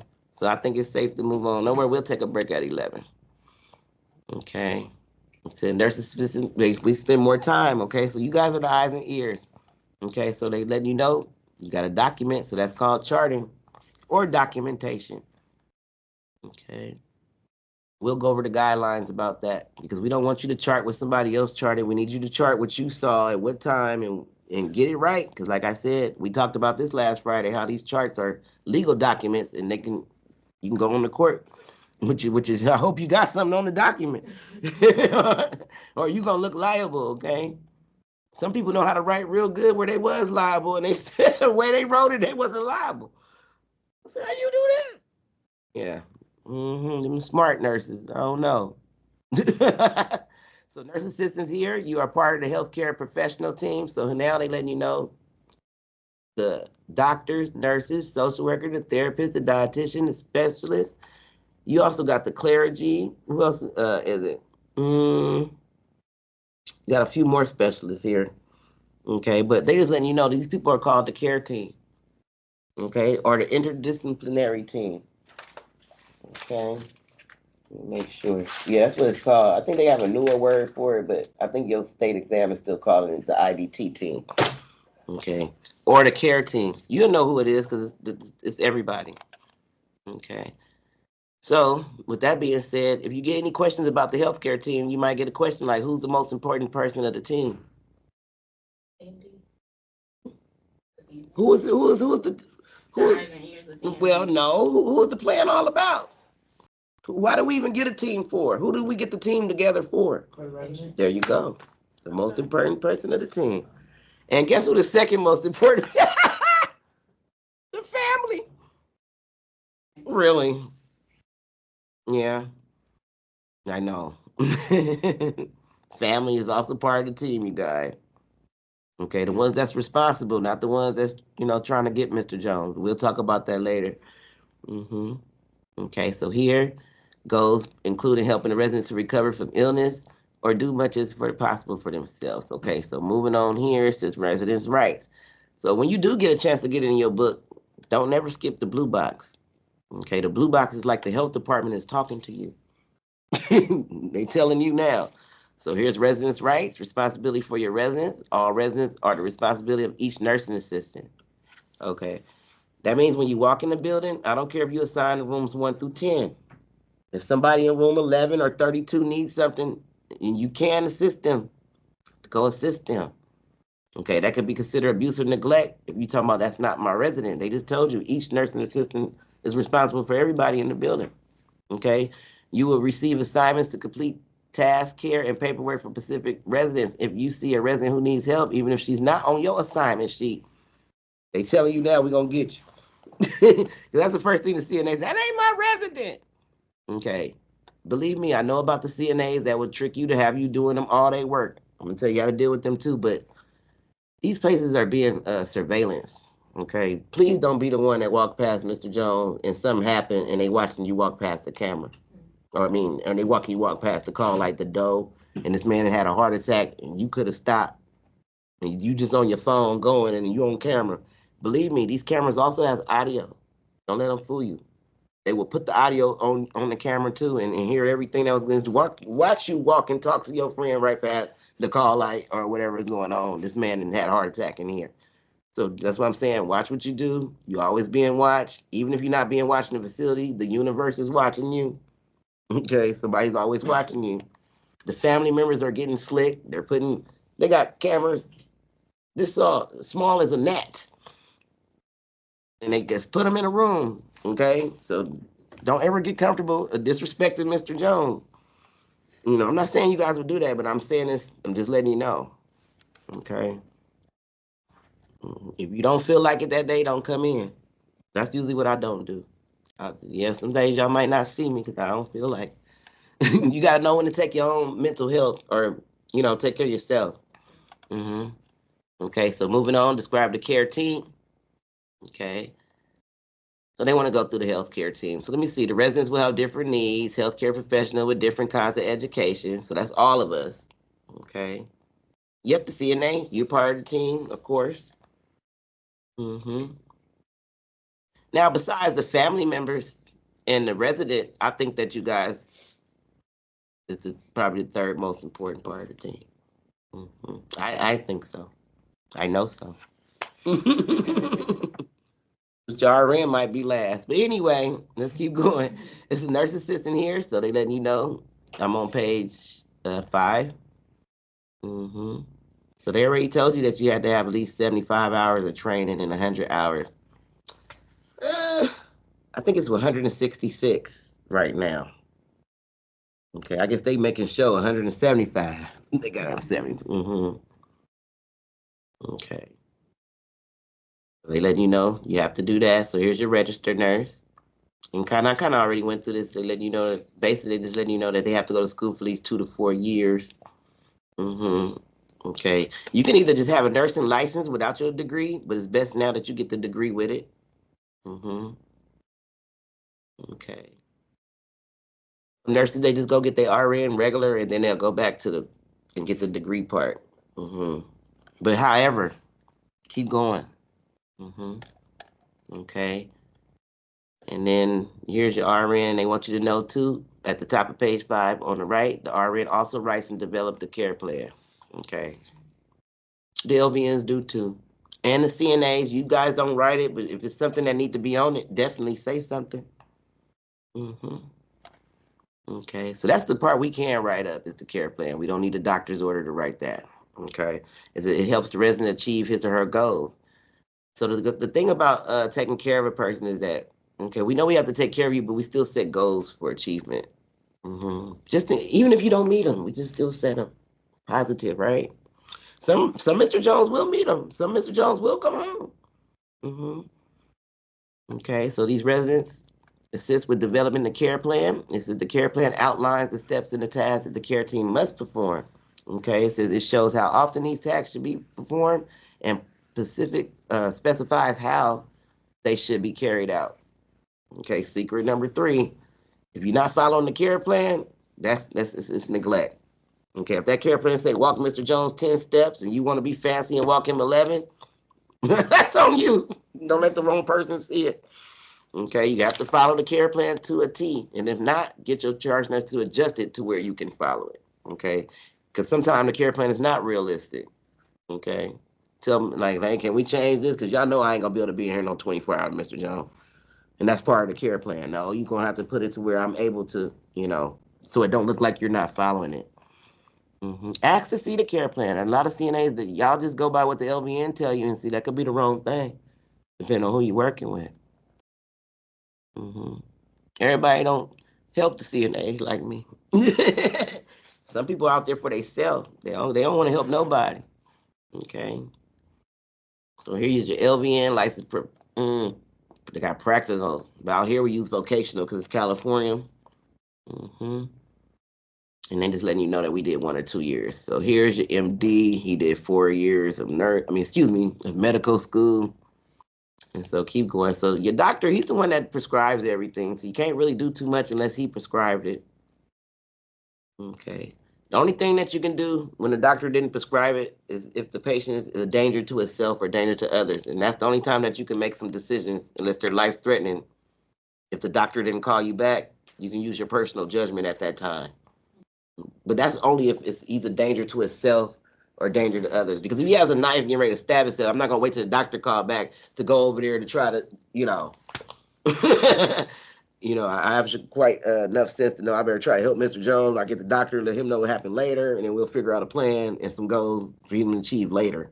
Okay, moving on. We almost on break. Hold on. Physical therapy. So this is PT. Now, even though rehab has its own chapter, but we can still read a little bit. It says a physical therapist evaluates the person and develops a treatment plan. Okay. Goes to increase what? Movement, improvement of circulation, promoting healing, reducing pain, preventing disability, and regaining mobility. They just told you 6 reasons. So how do they do that? In the form of hot, heat, or cold, massage, ultrasound, electricity, exercise. Bam. Okay. Because when you're taking your notes, you want to take them kind of like that. You want to know, okay, what is a PT? Okay, what do they do? Okay, how do they do it? Where do they do it? Why do they do it? Who do they do it with? Okay. And then you got a nice little picture here. Okay, moving on. Your OT, same. Well, he's in the same area, but he does a little something slightly different than this guy. Okay, your occupational therapist helps the resident learn to compensate for the disability. So, like if he's missing an arm or missing a leg or something doesn't move anymore. Okay, this is where your OT comes in at. Okay, this often involves equipment called assistive adaptive devices. Okay, so he's going to teach you how to use these devices. So here, moving down, if he needs a special fork or a special something, okay, put on his amputated legs or whatever, how to walk on those, he'll go see this guy. Okay, the occupational therapist observe the resident's needs and plans for a treatment plan. OTs generally have. Okay, this is going into the undergraduate. This is good money. Rehab, it's more than nursing. Especially this guy, speech therapy. Oh, boy. Okay, this guy, he's going to help with the swallowing issues. The patient that has aphasia, which is difficulty communicating, or dysphagia, difficulty swallowing, those type of things. You go see this guy. I mean, he just walks in, looks at a throat, and gets paid. No, I'm joking. Sounds good to me. How much school do they go to? Ooh, therapy? Oh, close to a doctor? Now, you could be his assistant for 4 years. I think if you do 3 years, you could be a physical therapy assistant. But I think you got to do another 3 to become, or another 4 to become the actual physical therapist. They like 6 to 8 years of school. Yeah, they're up there with the doctors. But it's worth it. Yeah. It's worth it. These people, they look happy. They don't look like the nurses. No, I'm joking. Here's your registered dietitian. Okay, we need this person because they're the one that's cooking in there. And guess what? They cooking for the diabetes. They cooking for the hypertensive, the people with high cholesterol, the people on the dialysis diet, whatever's going on. The dietitian is there. Mm-hmm. Okay. So he helps in the kitchen. Make sure that kitchen going right. Here's your social worker. Mm-hmm. So of course she gonna help with the support services such as counseling. Okay. He or she may help the resident obtain clothing, personal items. She said he got book appointments, transportation. Okay. They also help with like voting, and the case management part. It's Okay. like Mm-hmm. rehabilitating them back into community. Mm-hmm. So that's like the social worker. She's the one that's gonna help find assisted living or find, everything. Mm-hmm. Or if your patient got dialysis and y'all can't get transportation, y'all gonna go to social worker. Cause see, the nursing, we already got our own job. We gonna help too. Everybody got their own section, is what they supposed to be doing. Mm-hmm. And here's activities, very important. And as far as we go in this book, we'll know that it's a need for activity. Because when you don't be active, you get depressed. You don't move around. You get constipated. You get pneumonia. You get uh, suicidal thoughts, and that's it. Okay, so it's a need for activity. Make sure we get our residents up so they can go socialize. Try to make it. Some people ain't gonna want to be there. Okay, so gotta try to make it more fun for them or make them want to be there. But activity is gonna come back up again. And here's the resident and the family. I don't know why they put them last because they supposed to be first. Okay, so the resident is an important member of the care team. The resident has the right to make his own decisions. Whether you have to let him make his own choices, whether they make sense or not, just let him do it. The resident's family may also be involved with the decision making. Why? Because they knew Mr. Jones before we met him. They know more about what he might like and what he don't like. Okay, what he can have, what he can't have. The family is a great source of information because they got all that information. They know the resident's personal preference, the history of the family, the diet. They know what's running. Everything. So here, don't skip this box. Resident as a member of the healthcare team said all members of the healthcare team should focus on the resident. So he's number one. The team revolves around the resident. Because we wouldn't have need no team or a nursing home. We'd have no residents, right? We wouldn't have a job. Okay. So without the resident, there's no team. Okay. And now we about to get in trouble. I see liability, policy procedure. Yep, but that means it's gonna be a citation, a violation, because the inspection didn't go right. So with that being said, let's just go on a break and come back at 11:30 and go on and get in trouble. Go and we'll talk about abuse. Don't worry, I won't talk your ear off too much today.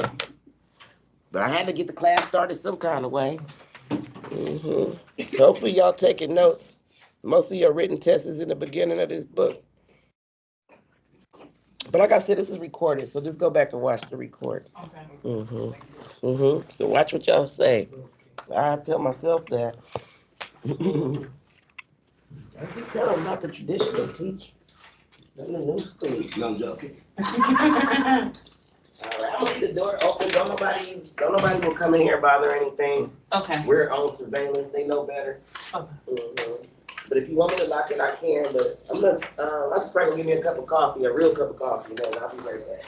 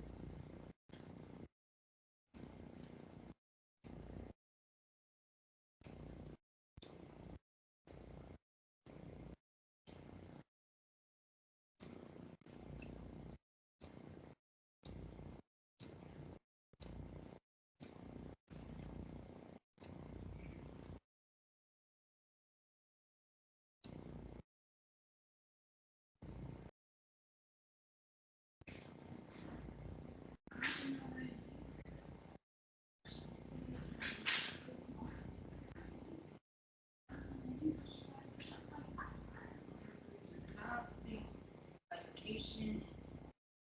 patient care, patient coordinator, um,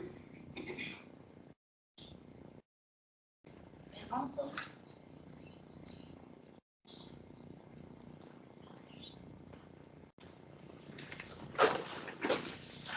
yeah, so, yeah, when she said that, I was like, okay, that makes sense why they denied me on that position. But she was saying that your long-term, your long-term facilities are actually, she said those are actually the best, really.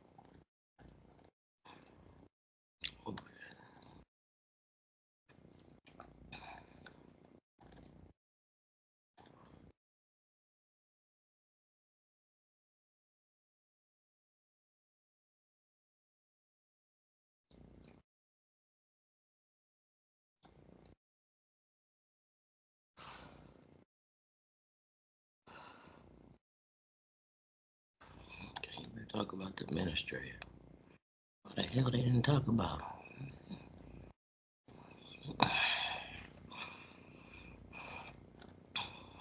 Talk about the administrator.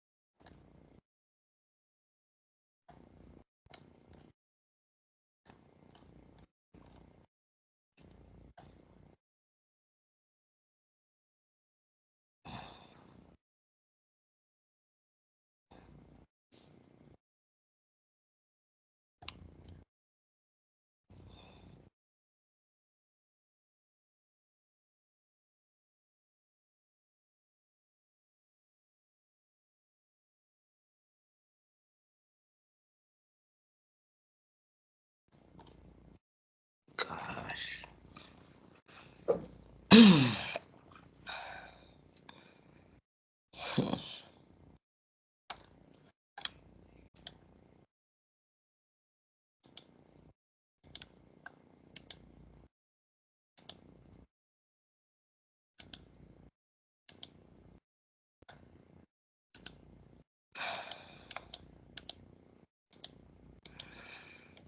It's cold.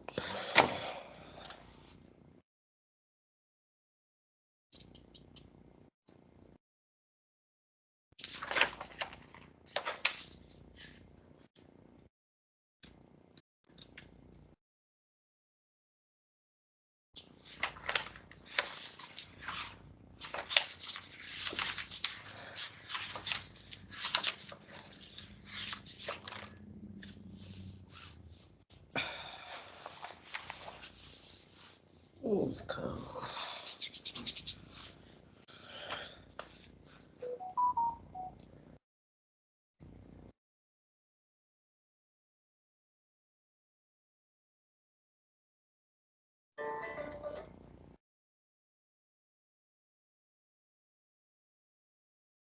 And the maximum punishment permitted under Florida state law.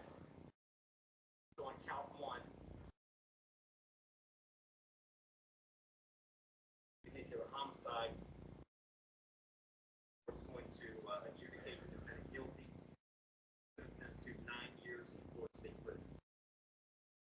Count two, same charge, court will adjudicate the defendant guilty, sentence to 15 years Florida state prison. That'll run consecutive to count one. A total of 24 years Florida state prison. Count three is a misdemeanor unlawful racing on a highway. The court will adjudicate the defendant guilty, sentence to time served. You credit for time served, I believe, 2 days. Court will impose mandatory court costs. Mr. Aaron, you have given up the right to guilty determination of your guilt or innocence. You have 30 days to appeal the sentence. And the maximum punishment permitted under Florida state law. So on count one,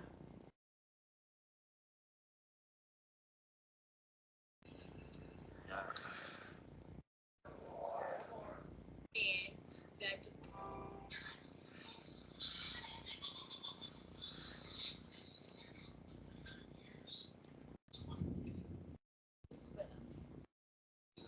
what do you call it, dog or notebook?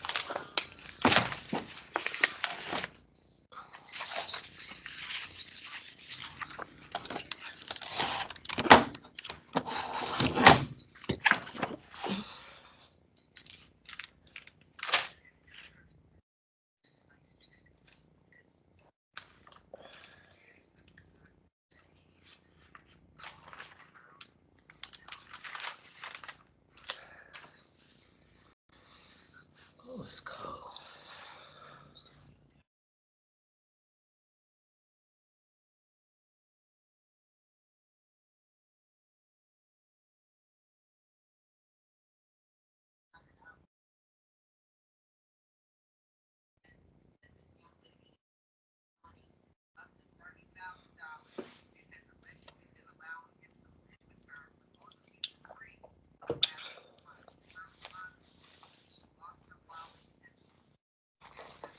It's cold.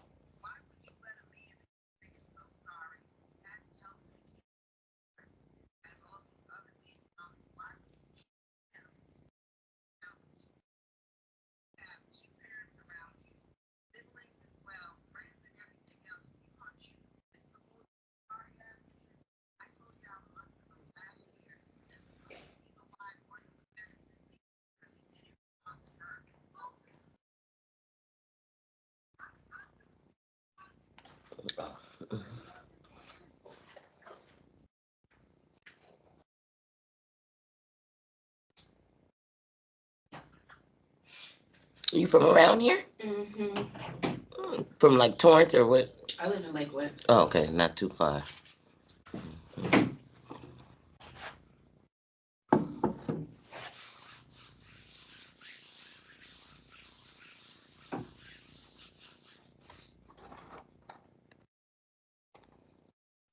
till the guys come back. It's supposed to be a total of 7, so probably tomorrow. Yeah, there's a lot of people in the little Chat. Yeah. Mm-hmm.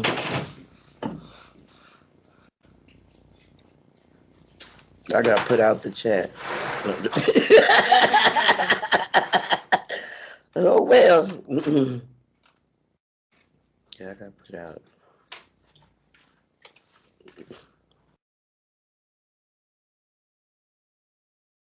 Hopefully they show up by tomorrow.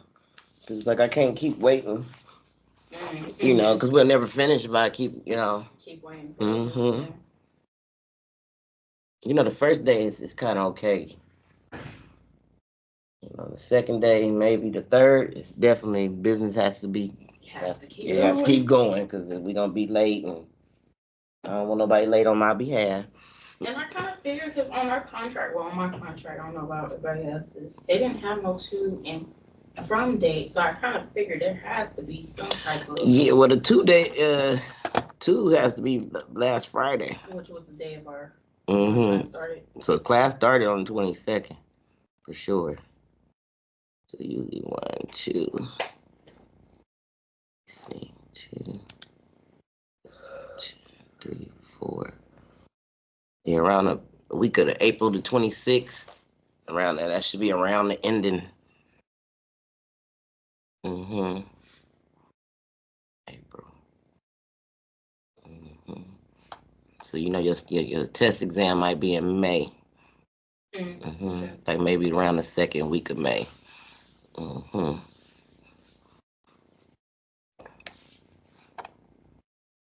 Yeah, because once that first day goes, then that starts the program, the 22nd. So that's considered day 1. Today is day 2. Mm-hmm. Oh, they don't remember around day 7 we're gonna go meet Mr. Jones in the skills lab. Mm-hmm. Just to make sure, because you just never know what might happen. So I just, you know, I always get the skills out before we go to clinical, just in case we don't have time to do them on the way back. Yeah. It shouldn't be that hard to do if it's just 3. It ain't gonna be that hard to do if it's 7, but versus like if I had a class of 12, 13, That takes all day. It's a lot of people. It's a lot of people. You gotta watch everybody, do the skill, do all that. When there's only 3 people, I mean, we can complete the skills really kind of quick. But we'll see how it go. Mhm.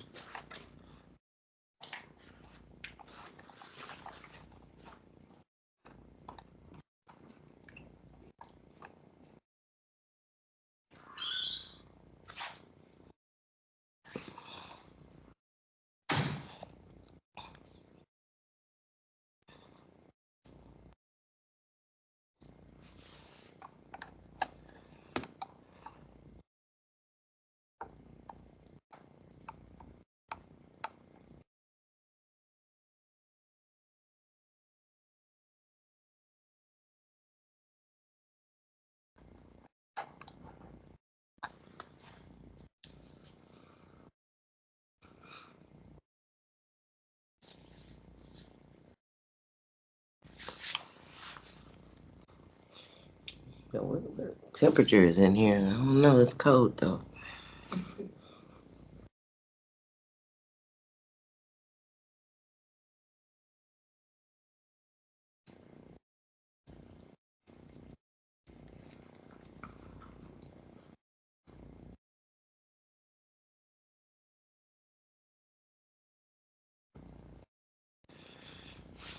Title 42. Oh, 22.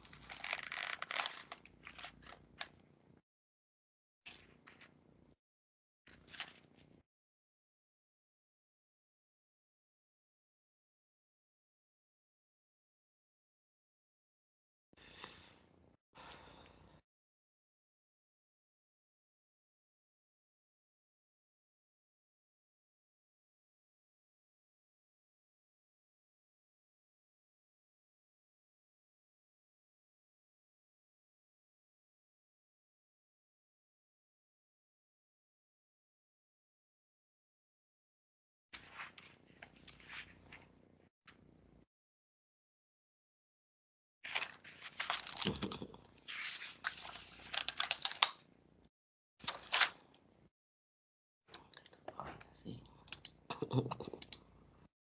The pharmacy, they also part of the team. The pharmacy? Yeah. The pharmacy is here. Shit. The pharmacy, everybody part of the team. And it's another person I'm gonna wait to talk about when everybody get back. When that's your administrator, I'm like, God, how do we forget him? He's at the top of the list, but for some reason they need. I ain't hear about him, so we gonna talk about him for sure before we move on to the next spot. Yo, how did you get access to the book? So on Teams, when you go to are you on the computer? Yeah. Okay. You're in the chat? Yeah, right here, right? Yeah. So. The administrator right here. Retry it again? I hear nothing Right here, about I'll him. go on Teams. Okay, and Is it either in general or The CNA files? yeah. General or files? So in files at the top. Cause mine look a little different. I have a general section and then it goes to okay. And it's the one at the bottom. Mhm. Well, no. Yeah, you need to go into class materials, right? Yeah, the CNA. Mm-hmm. That. No, not that one. It's two of them. I don't know how to. What happened to the first one? You gotta look at that. Mhm. So there you find your policies, procedures. Everything I told you about the modules. That's the one that has the Mhm. long one. The Name, CNA. nurses, assistant, At the class top. material. It's like the third file down. There you go. Mhm. And then the third. Wow. And no, the book is all the way at the bottom. Yeah, soft Oh, textbook. soft copy. Mhm. Alright.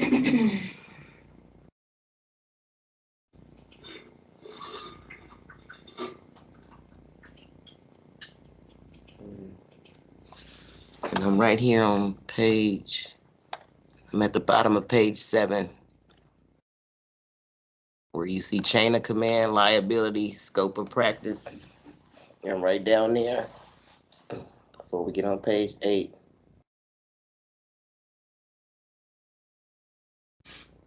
I'm just waiting for him to come back, and I'll talk to you guys about the administrator, because he's at the top of the team Right. too. Yeah.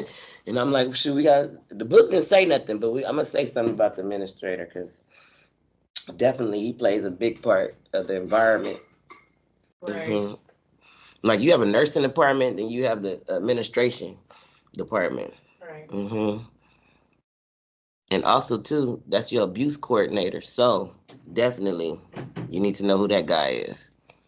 I had a student tell me, "Well, I didn't know who to report abuse to." I said, "What you mean?" Mm-mm. If you didn't want to tell your charge nurse, you should have told the administrator. Because I'm like, don't they have a chain of command? And that's it. Anything about abuse, you go to your charge nurse, but it could be your charge nurse the one doing the abuse. Okay, so then you need to know who to go to next, which that'll be your director of nursing and your administrator for sure, because he's the abuse coordinator. Okay, you're gonna write you a statement, you're gonna make a photocopy. Okay, you're gonna slip one under everybody's door, keep your original. Okay, because when it goes down in the health department and over and everybody looking for you, you say, I told everybody, I'm not in there. Because see, when things go wrong, people start throwing people under the bus. No, that's true. I used to work at a nursing home. I worked in activities. Oh, wow. Yeah. And it was really like that. Yeah. It's like that. So when something go wrong, it's like that. It's everybody fending for themselves, and it's not supposed to be like that. We supposed to try to take care of each other. But like I said, some nurses do take care. Some nurses eat the young. They make you have a first bad day on purpose, but not my student. I'm gonna teach you how to make them have a bad day. Yeah.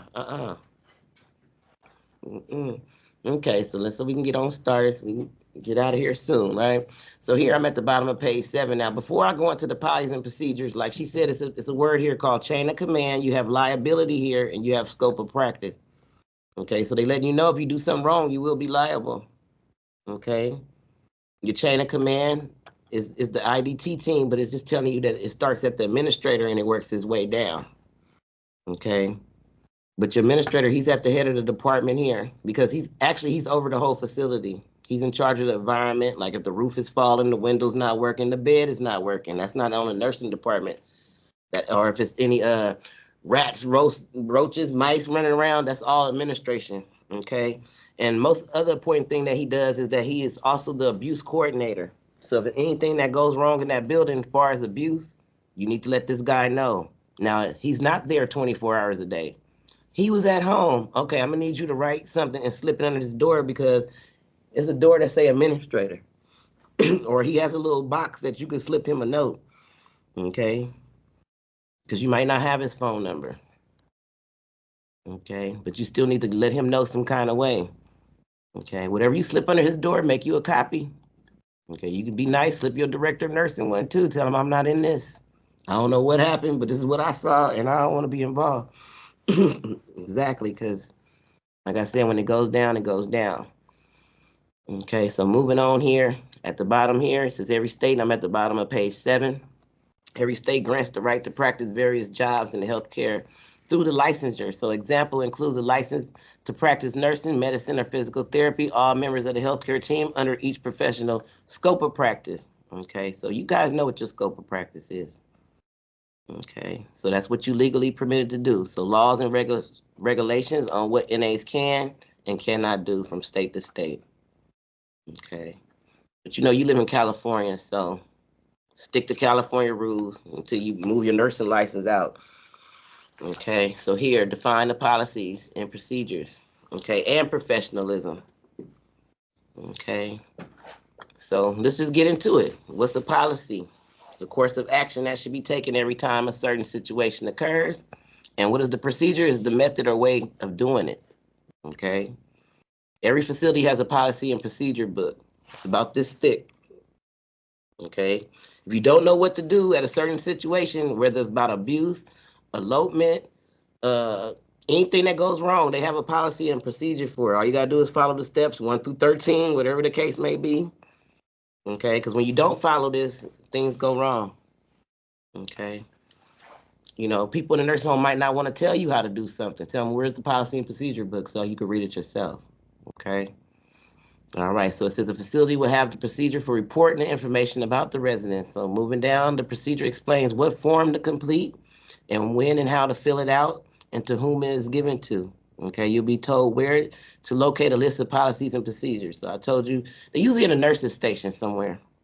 Okay, they usually hide the book. Tell them get it out. Yeah, my teacher said get it out. Okay, says common policies at the long-term care facility include all residents' information must be kept confidential. Okay. All right. So this is not only a facility rule. It is now, this is law. Okay. Very important when they say law. Okay. So see later in this chapter for more information on confidentiality. Okay. So we'll talk more about HIPAA. I know y'all heard of it. The Health Insurance Portability Accountability Act. Okay. Can't tell none of Mr. Jones' business. Can't show none of his business. Okay. Only to people that's taking care of him. Once you get off duty, you don't even need to know his business until you come back on duty. Okay, so the plan of care must always be followed. Okay, activities not listed in the care plan should not be performed because I told you that's going to look like neglect or abuse. Okay, so nurse assistants should not do tasks that's not included in their job description. Nurse assistants must report events or changes to a nurse. Okay, if you don't report them and they find out that you know, you're going to be liable. They just had that word liability, right? It's this personal problems must not be discussed with the resident, okay, or the family. Nursing assistants should not take money. This is definitely will be on your state board exam. You do not accept gifts or money or anything from the family. Now, if you need to know how to get your items, I'll tell you later. Because if you're a good nurse, they're going to gift you all the time. Okay, make sure you talk to your administrator about it first. Okay, nurse assistants must be on time for work and must be dependable. Okay, on time is on time. We can't tell you 15 minutes before because it's a nursing question that comes out. Probably not at your state board, but the one you might receive in here. Just be on time. It ain't 15 minutes before, it's on time. Okay? Because, I mean, your own time might not be my own time. Long as my shift start at 7, long as I'm there by 7, that's on time. Okay? But see, somebody else might want to be there at 6:15, you know? It's always that one nurse that wants to live at the facility. No, I'm serious. She there before it starts and she there after it starts. Okay? She on the next shift. Like, go home, lady. No, I'm joking. All right, keep going. It says your employer will have policies and procedures for every resident care situation. So no matter what it is, go find that book. Written procedures may seem long and complicated, but each step is important. Each step, 1 through 13, 1 through 26, 1 through 100, whatever it is. Okay, become familiar with your facility's policies and procedures.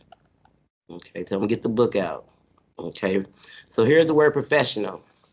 So this is letting you know they're gonna just talk about how you be professional at work or anywhere, you know. Okay, so here this is professional means having to do with work or a job. The opposite means that you're being personal. So if you're not being professional, that means you're being personal, according to the book here. Okay. Okay. So they don't want you to kind of share your outside life with Mr. Jones, even though he gonna know anyway if you work around him long enough. He gonna be all ear hustling in the nurses' conversation. Yeah, he might give his opinion or two, and sometimes I listen because he know what he talking about. And he say, "Let him go, let him go." Mr. Jones knows sometimes.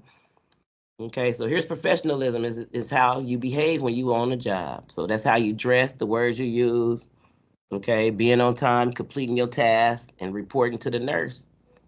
Okay, for since NA's professionalism means following the care plan. Okay, making your observations closely and reporting accurately, not just making up something. Okay, not saying what she said yesterday. Got to be accurate. It says following policies and procedures, an important part of professionalism. So moving down, you got your residents, the co-workers, the supervisors. Okay, respect employees who behave in a professional way. Okay, so professionalism helps you keep your job. It may also help you earn promotions and raises, of course. Yeah, if you show all around the nursing home, they'll take you off the floor and have you doing something now. And they will. Okay, it's a professional relationship with your residents, so you got to keep a positive attitude, you guys. Now, this is at all times, and I know that we human beings, and sometimes we're not always in a positive attitude. You know, if you can't leave whatever's going on at the door before you walk in, call off. Just do it. It's okay. Them being short of staff is not your problem. Your health is your problem. Okay. Since doing only the tasks you assigned to do, they're gonna kind of repeat itself. Here go keeping it confidential. We'll talk about HIPAA in a minute. So you gotta be polite, you guys, in a good mood. Okay. In a minute, we're gonna talk about body language because it speaks more than words. You don't have to say anything. A person can already tell what's going on. Okay. Not discussing your personal problems again. No, this is my problem. Not using profanity, even if the resident does. Listening to the resident, calling the resident Mr., Mrs., or Miss. Okay. Here's a rule. You have to call Mr. Jones by whatever he want to be called. So if his name is Michael, if he prefers to be Mikey, that's what you have to call him. You might get in trouble calling him Michael. Okay, depending on where you work. Okay. Never giving or accepting the gifts. Okay. We'll talk about this one. Because around Christmas time, they do ask us sometime to donate to the residents that don't have families. So we will talk about this, okay? It's always explaining the care that you will be provided. Okay, always. You can't just come in there and start working on Mr. Jones. Just say, hey, Mr. Jones, I'm here to help you with. Is that okay with you? Okay. Don't just go in there and start taking his clothes off. You might get hurt.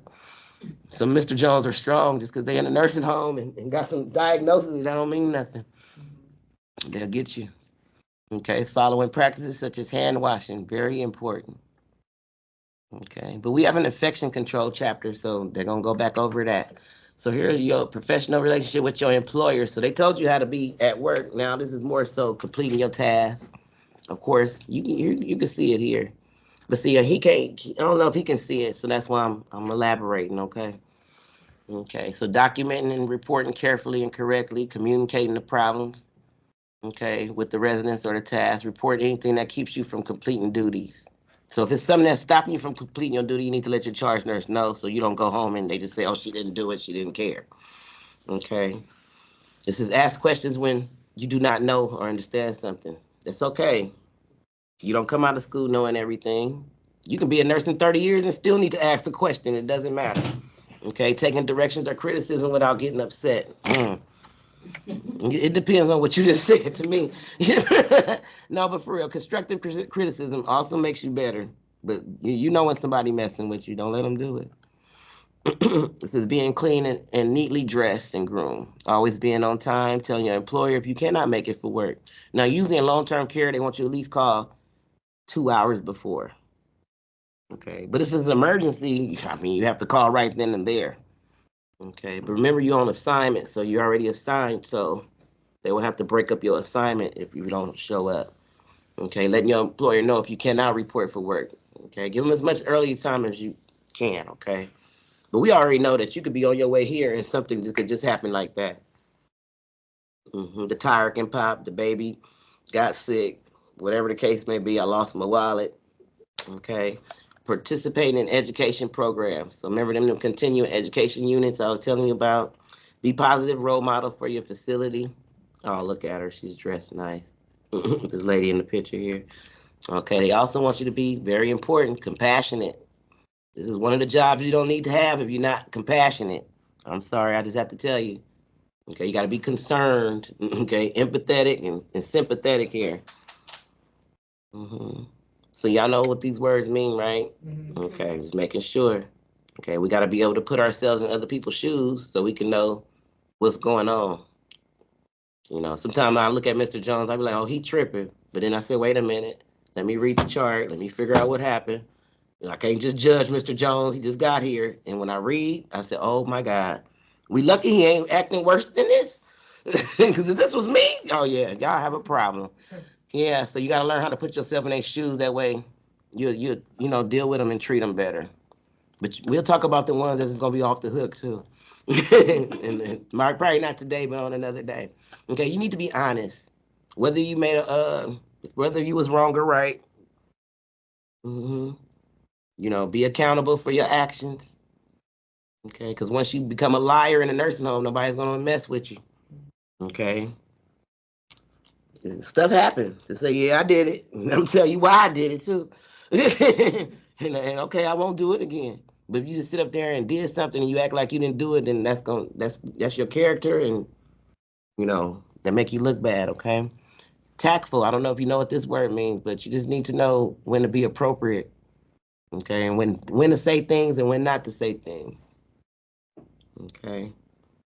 So, for example, like I always say, if your auntie beat stage 5 cancer, there's not a good time for you to bring that story up while Mr. Jones is fighting for his life. He don't look like he gonna make it. Okay, keep that to yourself. Be tactful. Okay, here's another word. This is pretty new. So here's this consensuous. So people who are consensuous always try to do their best. I guess I was one of these people. hmm Okay, so you just really in there, happy to be at the nursing home, just doing everything. Do your best. Dependable. You know what that is. Respectful. Very important. Unprejudiced. You might get something about this on your state board. hmm So you got to be unprejudiced, even though Mr. Jones might be prejudiced. Okay. Tolerant.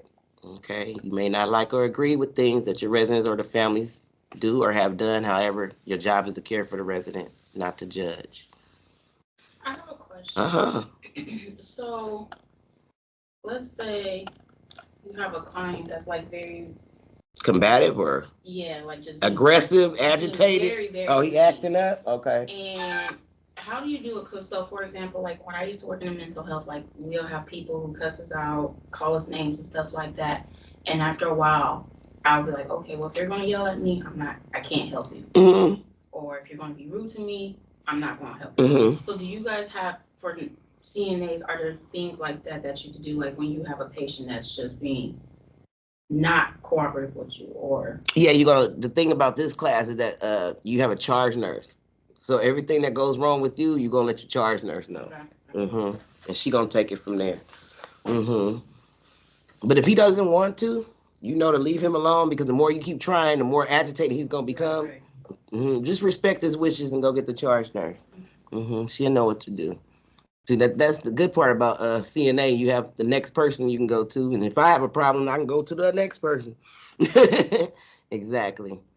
Yeah, but if he's acting like that, don't get too close. You can always keep a distance.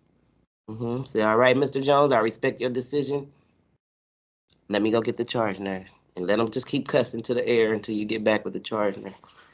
Matter of fact, you ain't got to come back. Just send her.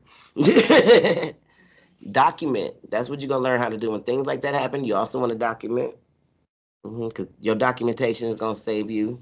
So you want to write down how you tried to assist him. You're gonna put in quotation marks what he told you. Get the fuck out of here, whatever he even said. And that you told your charge nurse. So you want to have that documented too as well, because that'll also help you just in case it looks like, oh, she left and she didn't try to help Mr. Jones. Yes, she did. It's right here.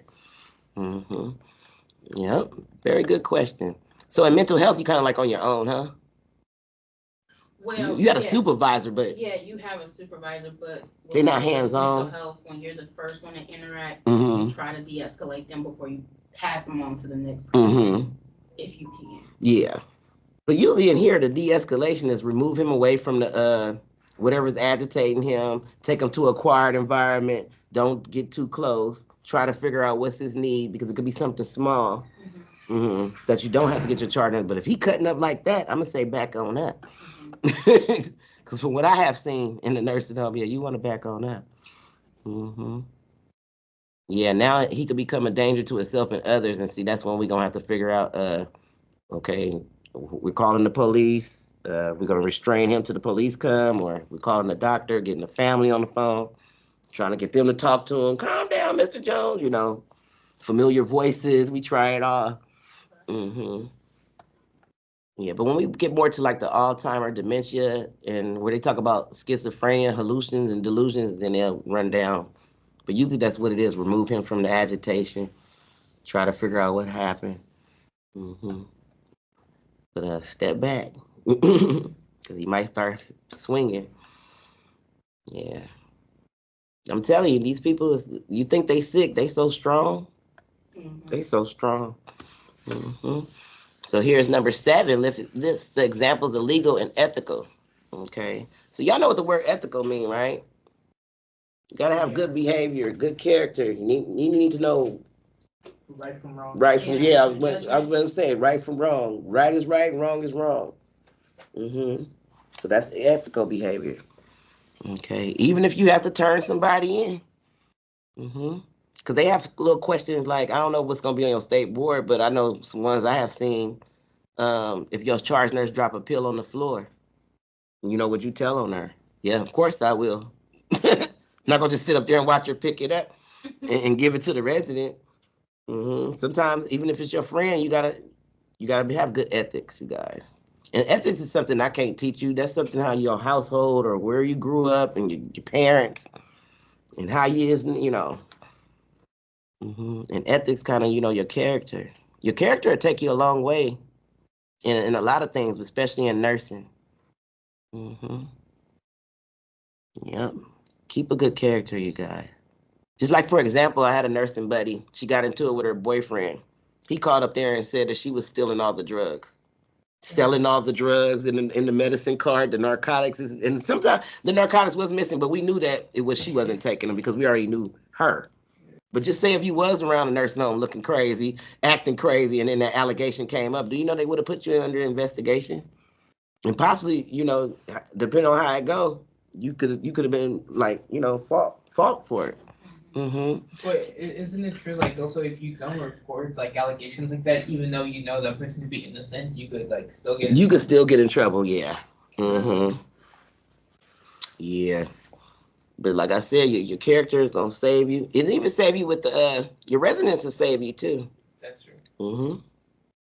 They be trying to fire you, Mr. Jones, saying, not her. Because if she leave, I got to go too. Y'all gonna remove my money from here. Yeah, they love you too.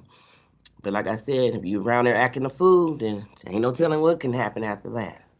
Okay, so here's the laws. The laws are the rules that's set by the government. Your health department, OBRA, okay, HIPAA, OSHA, JACO, Center of Disease Control, whoever the case may be. Okay, so they got these laws in here to ensure what? Safety. Mhm. Okay, so it says ethics and laws are very important in healthcare. It says they protect people from people receiving care. Hmm. So that way that we don't just walk in, and abuse these people. So the guide those who giving care. So that's all of us, the NAs and the healthcare team. Okay, we all should be guided by a code of ethics. Hmm. All right, so here's your ethical behavior. So here's number one: be honest all the time. Hmm. Protect the residents' privacy. Okay, keep staff information confidential. Report abuse or suspected abuse, even suspected abuse. You could write that letter, say, "Hey, I'm not sure, but I'm just letting you know this is what I saw." Okay, follow that care plan. Okay, if you make a mistake, it says do not perform any tasks outside your scope of practice. Report all residents' observations, and incidents, because in a minute we're going to talk about incident reports. Like if you get hurt, document accurately or promptly, follow the rules and safety of infection control. We ain't got there yet, but we'll get there. Do not, there you go, 18th time. I'm not going to take his money. Do not accept the gifts or tips. And then it says do not, no Grey's Anatomy with the residents. Do not get personally or sexually involved with the residents or their family members or friends.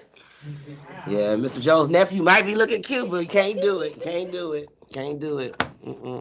Can't do it. And don't try to get with Mr. Jones. Now, the reason why we say this is because nurses have tried it. Don't have Mr. Jones paying your rent. You do not need to know his credit card. You don't need to be at his apartment while he's in a nursing home. Oh yeah. I mean, I'm not gonna sit here and lie to y'all. Okay, I know. So they let and see the book had to tell you don't do it. In the book. Yeah. We gotta add that to the book. Yeah. Oh, there's a lot of stuff that Hartman added to the book. I said they really had to add that. Oh, somebody must have been cutting up. Yeah. Okay, so here we finally made it to actual OBRA in this book here, okay? So this was established in 1987, and here they tell you minimum standards for nursing assistant training, okay? That you need in-service hours to keep your nurses. Remember, it's 48 in-service hours that you need every, 2 years. Mm-hmm. Okay, like I said, some of those hours could be done online. I think 30 of them could be done online, but them other 18 or whatever left over, you're gonna have to find a care provider. That's if you don't work in long-term care, because some of you guys might want to go to the hospital or you might want to go home health. A lot of people taking this class and they just going straight to the home health. So I don't know what's going on. They say we ain't messing with that facility. For some reason, I'm a long-term care nurse. I like to be in the midst of all that stuff sometimes, most of the time. I have my days where I say I ain't going in, but then once I don't go in, I miss it. Yeah, but that's more so my setting is the school and long-term care. hmm Even though I had tried home health before, I only tried the hospital once. I don't think that's my setting though. But see, what's my setting might be different for you. Okay, so here over required that the state keeps a current list of nurse assistants in the state registry. So that means when you get certified, anybody can look you up. Okay, you can look me up. We can know if your nurse's license, what you did, is it active? What happened? Did they deactivate it? Okay, they let you know. You can go right on the nursing board and type your name in. hmm So OBRA sets the guidelines for minimum staff requirements. Okay. Okay, it specifies that the minimum services in long-term care facility must provide. Mhm. So OBRA said that another important part of OBRA is that the residence assessment requirements. Okay, OBRA requires complete assessments on every resident. So that's at admission. They need to be assessed from head to toe. hmm Yep. And then you also have to document their belongings, correct? Of course. They have a section in this book called admission, transfer, and discharge. So that's usually where we talk about you getting the inventory or you setting up the room, before he come, or cleaning it out after he leaves, assisting him to the gurney and all that. Does it fall on the marketer or does it fall on the CNA technically to do the inventory?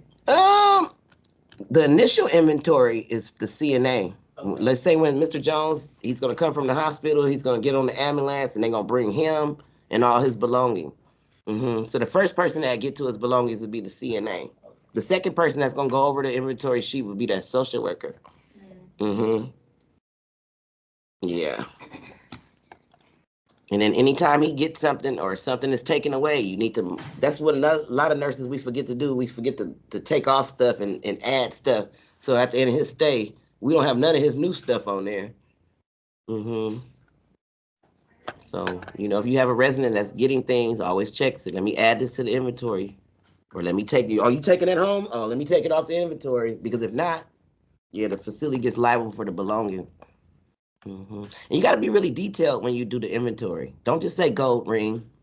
Make sure it ain't the one that came out the 25-cent ball. Okay? Because according to Mr. Jones, that was 24 carats and it was 25 cents, really. Okay, so when you do it, he had a black charger, say Samsung, 2-plug, you know, you want to be very, very model M75, you know, you want to be very, very detailed, okay? But like I said, that's going to come back up in a probably when we do admission, transfer, and discharge. So they just letting you know, just moving down. Oh, over is also, you get a survey or an expect, what they call inspections, right? Talk to you about those. Because they letting you know if something goes wrong, the survey is coming.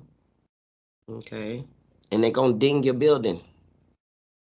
Meaning you're going to get a site here. That means somebody going to have to pay.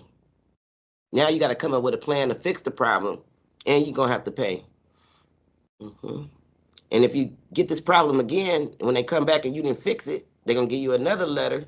And then they're going to tell you on the third time, we're going to shut the facility down if you don't get it right. And then guess what else happens? They show up every day. So you try to give care to Mr. Jones, and they standing right there looking at you. Come here. Do you know this? Do you know that?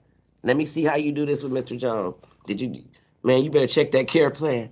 You better not do anything until you check the care. Hold, the first thing when they ask you to do something, ma'am, let me check the care plan.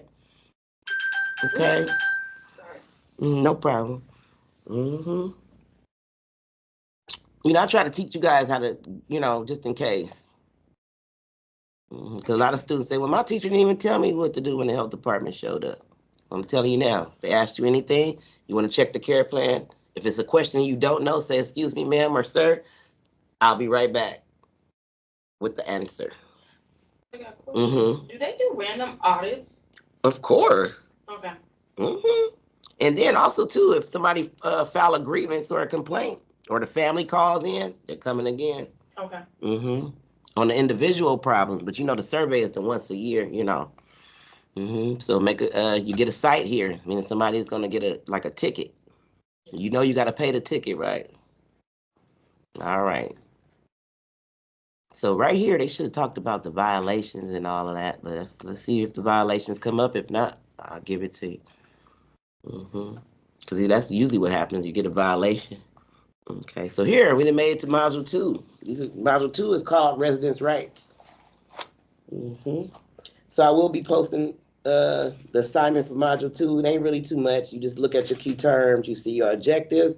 I put a SOC 341, and that's like so you can see usually how we report abuse, just in case.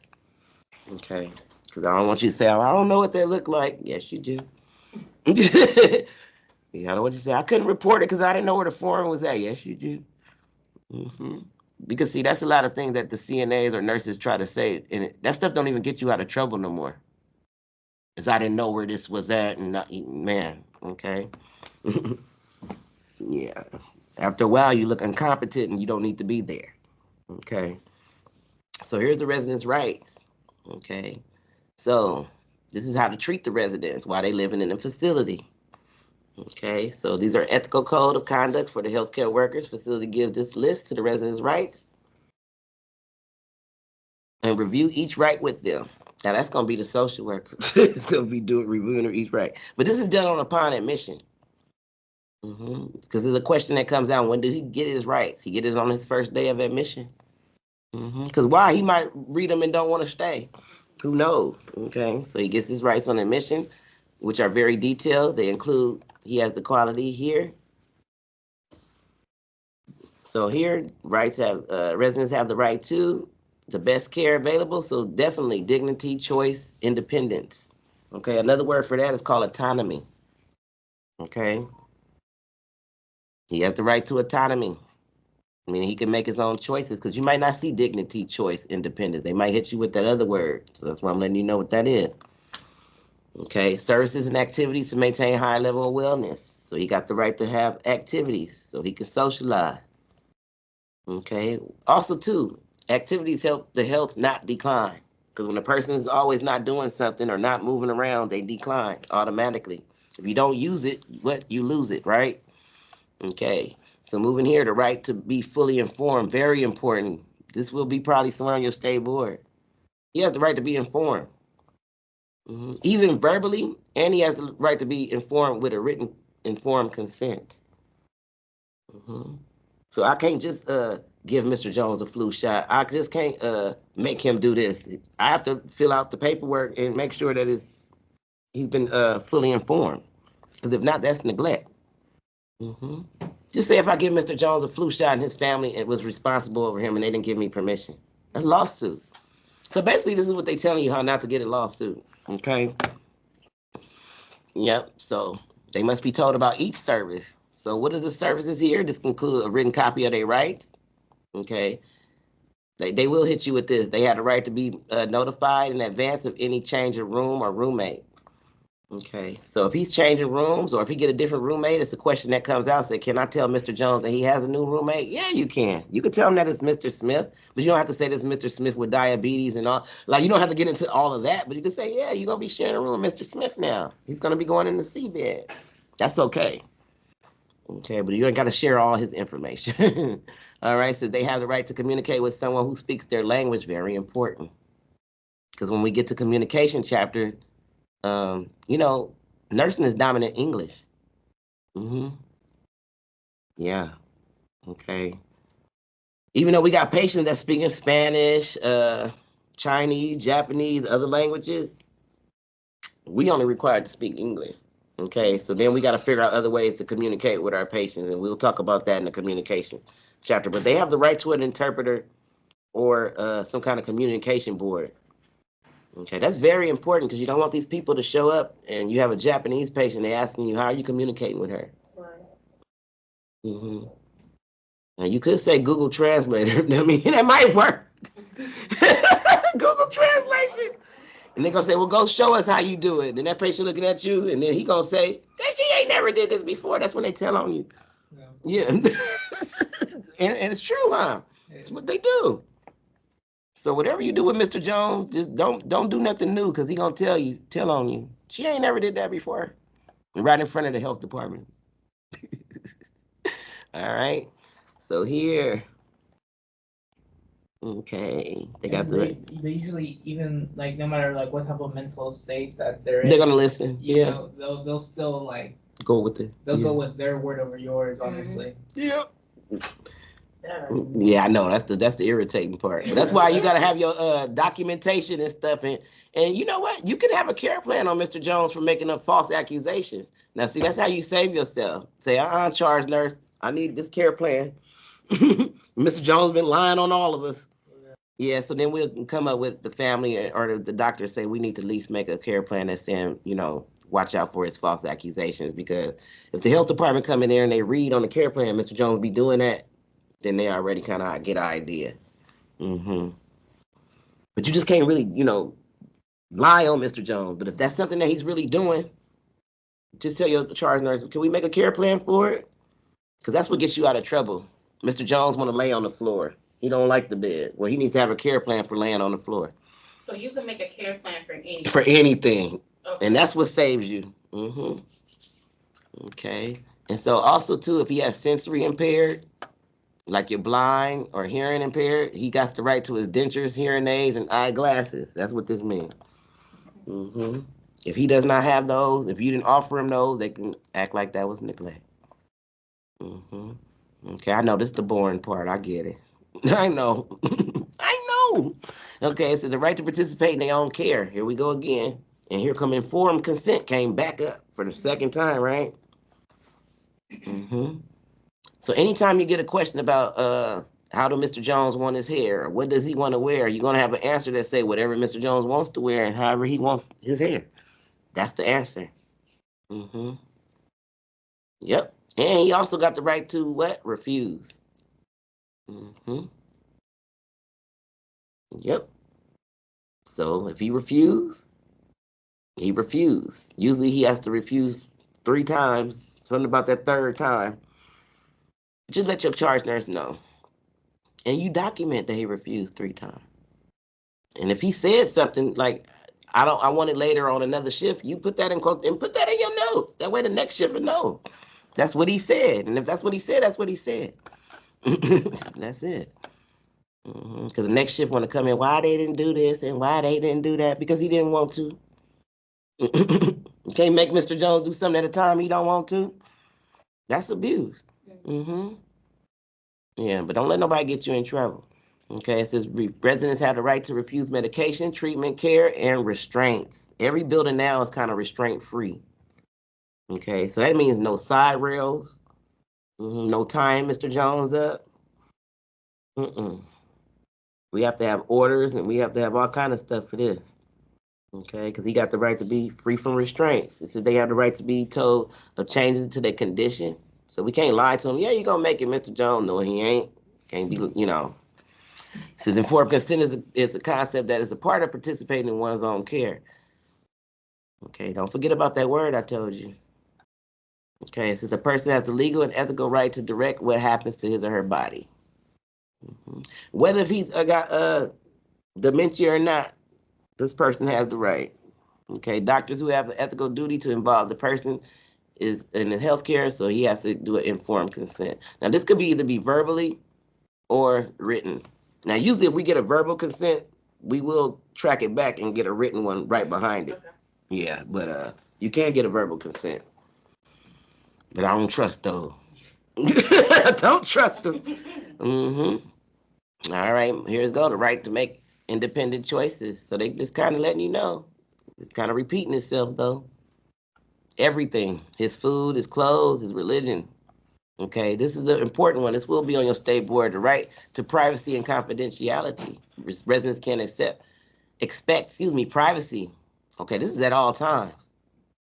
Their medical and personal information cannot be shared with anyone but the care team. It says residents have the right to private, unrestricted communication with anyone. So if he has a personal phone call, you should step out. Like this could be a variety wide of things right here. Be careful talking about Mr. Jones at the park, the mall, the parking lot. You just never know when you might run into Mrs. Jones or nephew or niece Jones. You talking about my uncle? You just believe me, you run into him, okay? So don't be out there talking about Mr. Jones. This is the right to dignity and respect and freedom. Okay. So he has the right to be respected and treated with dignity. Residents cannot be abused, mistreated, or neglected in any way. Okay, whether if they hit you first. Okay. This is another important one, the right of security of possessions. Residents' personal possessions must be safe at all times. This is they cannot be taken or used by anyone without a resident's permission. Okay. So residents have the right to manage their own finances. Residents can ask care and facility to handle their money. So that again, that'll be the social worker. She'll help out with that. It says if the facility handles residents' financial affairs, the resident must have access to their account and financial records. They're supposed to have some kind of safe around a nursing home. I never seen it. I'm quite sure it's in the administration's office. But we'll talk more about that. Like if you admit Mr. Jones and he got 60, like this is 2024. These are not just the old sick patient just coming with the purse and the gown. Mr. Jones gonna bring his computer. He might even bring his car to the facility. No, I'm not lying. You be like, who car is that? Mr. Jones' car? Yeah, when he got dropped off with the ambulance, they came with the car. He had the car towed to the facility. Yeah, my patient had cars and everything. So make sure you put everything on the list. If it's $6,000, I'm telling you now, have 2 people. Oh, when it's something like too expensive, because it's your word against his, always have 2 people. Because if not, my God. Like he said, they like to take Mr. Jones' side, whether he got dementia or not. Knowing he got Alzheimer's, they're gonna sit up there and listen. Knowing he's forgetful. But if you have that second person, you good. hmm Okay, so it's rights during the transfer and discharge. So they just want you to know that he has the right to know when he's moving. You can't just show up with the gurney at the door and say, "Come on, Mr. Jones, let's go." No. You know what I'm saying? Let him know that he's leaving, what day, what time. It'll be Wednesday at 10 a.m., Mr. Jones. Okay. This is the one right here. He had the right to complain. hmm Even if it's about nothing. Yep. Okay. Or he got a right to file a grievance. It's the same word. It's the same thing as a complaint. And the reason why I give you two words, because like I said, the book might talk to you one kind of way and your state board might talk to you another kind of way. Okay, so that's why I let you know both words, just in case. So complaint or a grievance. He has the right to do both. You also got the right to make a grievance too. hmm Around the facility. I don't know if you can make one on Mr. Jones, but I know you can make one on the administrator, your charge nurse, the leaky faucet, or whatever the hell may be going on. You know, you can make your own grievances. hmm Okay, he has the right to have his visits. hmm Now, this gets a little tricky here because you know the facility's supposed to have visiting hours. Okay, but they really don't. They just enforce that. Okay, that's Mr. Jones' home. Technically, he's supposed to be having company whenever he wants to, but they don't say that because they had a family member there all night. Okay, health department will tell you it ain't. It ain't. I'm just letting you know. hmm But we enforce them, so don't go tell the facility what I just told you. Still try to enforce them because if not, you're gonna have somebody's family member lingering around there at the time they ain't supposed to. But if he's dying, definitely we gonna let the family spend the night with no problem. Mm-mm. Yeah, I'm not gonna put you out and Mr. Jones getting ready to go. We're gonna just accommodate you, give you blankets. We might even put you on a dietitian list so the tray can come out and your food can come out with it. We'll try to accommodate you depending on what the situation is. hmm But you want to keep them rules informed because you might have a problematic family. You know what I mean? You know, you let the ones that's nice, you let them stay. The ones that act up, 8 o'clock. We'll see you later tomorrow, 8 o'clock. Okay, yeah. Okay, it says rights with the resident. Excuse me, rights with the regard to social services. So here's your social services. So they tell you again, counseling, solving problems, legal and financial problems. So that's usually what she do. Protect your residents' rights. So never abuse your resident physically, emotionally, verbally, or sexually. Okay. Watch and report any signs of abuse or neglect immediately. Call the resident by his or name he prefers. So this book kind of repeats itself. Involve the residents in your planning. Allow the resident to make his own choices. So you kind of get it.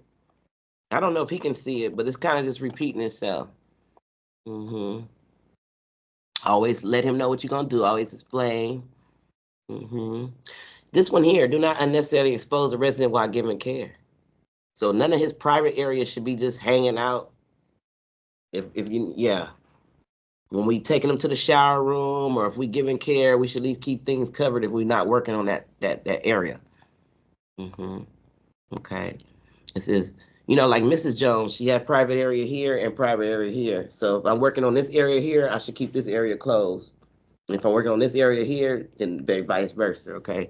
But don't just have her in there naked and like, well, I'm giving care, Okay, of course, but you gotta protect her, okay? Don't expose your resident, especially when you get the skill in the skills lab, because that's what the tester is gonna be looking at when you do these skills on the resident. Or is she exposing the resident? She's using good infection control, good safety habits, good communication with her resident. These are the things that they look for. Okay. Moving on. Respect the residents refuse. If they refuse, just let your charge nurse know. Okay. They have questions about him refusing. So the answer is respect his wish and come back and ask him again later. Or respect his wish and let your charge nurse know. But don't just keep asking him to where he get agitated, okay? It says tell your nurse if the resident has questions or concerns about their treatment. Okay. Be truthful when you document. Okay. Remember the cameras is around. Do not talk or gossip about your residents. You have to knock on their door. People don't think this is a big old thing. Let the health department catch you walking in somebody's room. And let me tell you what they'll do. They'll put the car light on just to see how you. They'll be behind the curtain, the health department, just to see how you gonna enter into the room. They slick like that. So please knock on the people's door, cause you just never know what's going on. I do this little thing with this one little knock. I just walk in. Every time I walk in a resident's room, that's enough. Just a knock. Or you can announce yourself, because if you have a tray, you can't knock. Okay. Hey, Mr. Jones, I'm here with your tray. At least announce yourself. Okay. Yeah. Okay. Here they go. Hey, dang, who been accepting money? They done said this 20 times. Very important one here. Do not open the resident's mail. Okay, he deserved to have his mail unopened. Now, if he asks you to assist him to open it, then that's fine. But you should not already open Mr. Jones' mail and say, look, Mr. Jones, here's your credit card. Do not open his mail. Respect his personal possessions. Okay. Especially his religion possessions. Because I mean, they talking about his possessions, but I'm telling you now, they talking about his religious possessions, like his rosaries, his crosses, those things too. You got to respect. Handle them gently and with carefully. Okay, report observations about the resident's condition. Okay, we know that already. Help resolve the disputes by reporting them to the nurse. Okay, here, maintaining boundaries. They just letting you know, don't get too close with your resident. Keep it professional. Okay, that's what they just, make a long story short, that's what they letting you know in there, in this box here. Okay, they letting you know, you guys, the more the resident think that he's your friend, the more he might, you gonna help me escape tonight? You know what I'm saying? Try to keep it professional, because Mr. Jones will have you doing all kind of stuff now. Y'all done fell out because you won't help him leave the building or go sneak him some cigarettes or whatever the case may be. Okay, so just keep your distance with Mr. Jones. But then again, you're gonna get close. I'm not gonna lie to you. You're gonna get close with your residents, especially if you work with them every day. Y'all gonna chop it up. He gonna know more than what you be. I mean, this is how it go. But don't go too far, because like I said, y'all have a falling out, and then everything will go left. Okay, so it's an important. I'm at 13. And I'm after the blue box. It says a very important part of protecting your resident is the rights and preserving abuse and neglect. So here, definitely, you're gonna get some questions about this. So even though that module 2 is considered residents' rights, you got module 17, which is abuse, and they got some of the same vocabulary, so it's talking about the same stuff. So you don't know what part they're gonna ask you about, but definitely they're gonna ask you about neglect. So you need to know what neglect is. Whether if it's on purpose or not, it still could be considered neglect. So you gotta be careful. So you got active neglect, meaning you doing it on purpose. Passive neglect, meaning something was probably done by accident or you didn't know. Okay, just say you gave Mr. Jones the call light. As soon as you walked out, he threw it on the floor. Okay, so another nurse walks in and wants to know why his call light is on the floor. Okay. It makes it look like you didn't give him his call light, but you know you did. But to somebody else, that might look like neglect.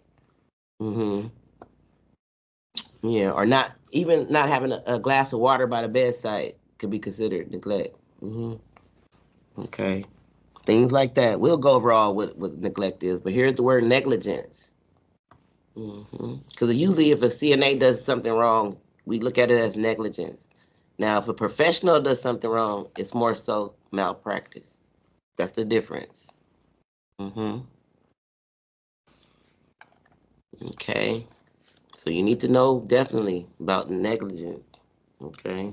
Whether it's on purpose or not. Okay, so here's another example of negligence, the NA forgetting to lock the resident's wheelchair before transferring it. So what if you did lock it and it was broke? You see what I'm saying?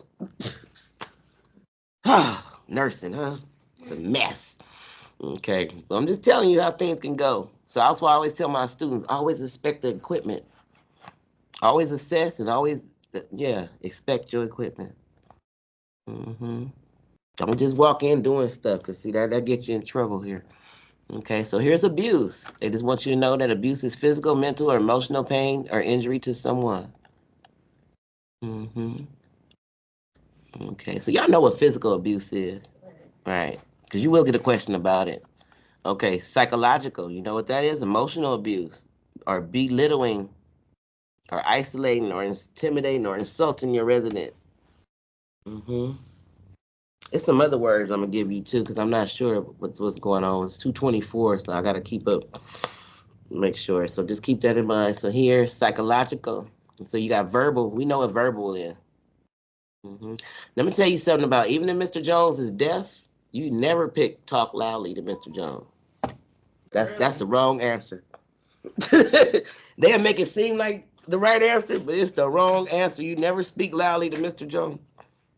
So you're not supposed to speak loud at all to those who have like hearing aids? Not really. No. Unless we put it in the care plan that we sometimes have to, but still, when somebody else walks by, it can look, Like you're yelling at them. yeah, even though they know he hard of hearing. So for people like that, can you get close to them? Because I know that could be like. You can get close to them because, see, depending on what's going on, they can read your lips. You can give them a pen and paper. You can bring the communication board, have them point out what's going on. Little gestures, pictures, whatever. But you can't holler at Mr. Jones. Never, yeah. I don't know why the students always pick talk loudly to Mr. Jones. They get it wrong.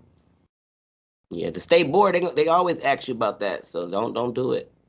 You need to know the difference between assault and battery.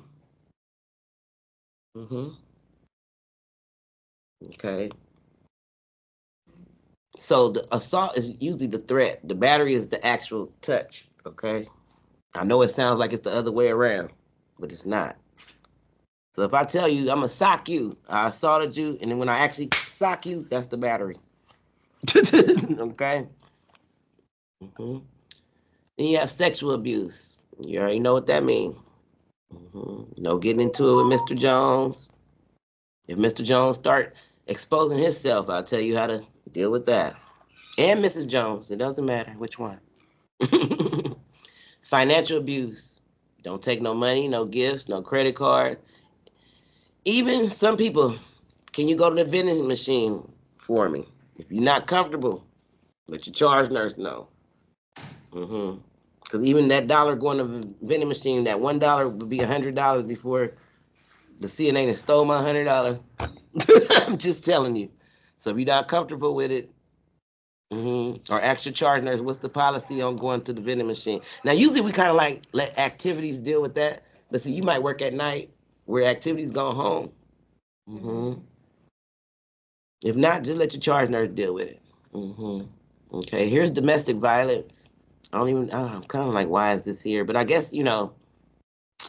and Mrs. Jones can share a room. They might get into a domestic violence. I hope not. But yeah, he has the right to stay in a room with his wife. Not the girlfriend, but the wife. Because usually Mrs. Jones has the wife and he has another girlfriend rolling around the facility. Like, he got more people going on than me.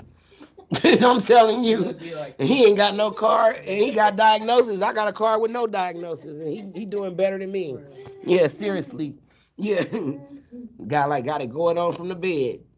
This one lady was bed bound. She had the guys coming left and right. I didn't know what was going on.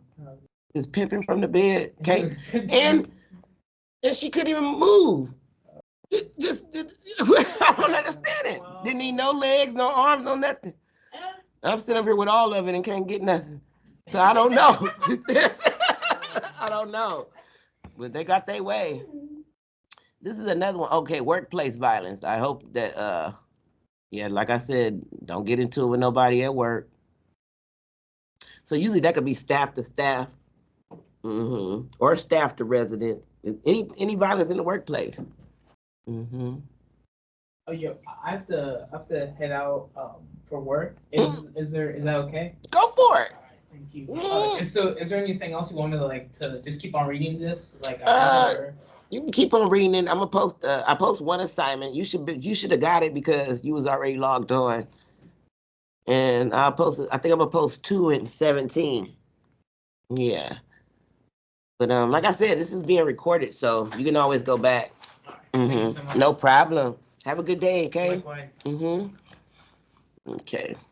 Here, false imprisonment and involuntary seclusion. These two get me mixed up, so make sure you know the difference between these two. So what is false imprisonment? It says the unlawful restraint of someone which affects the person's freedom or movement. So even too many pillows can be considered false imprisonment or restraint, because if you restricting his movement,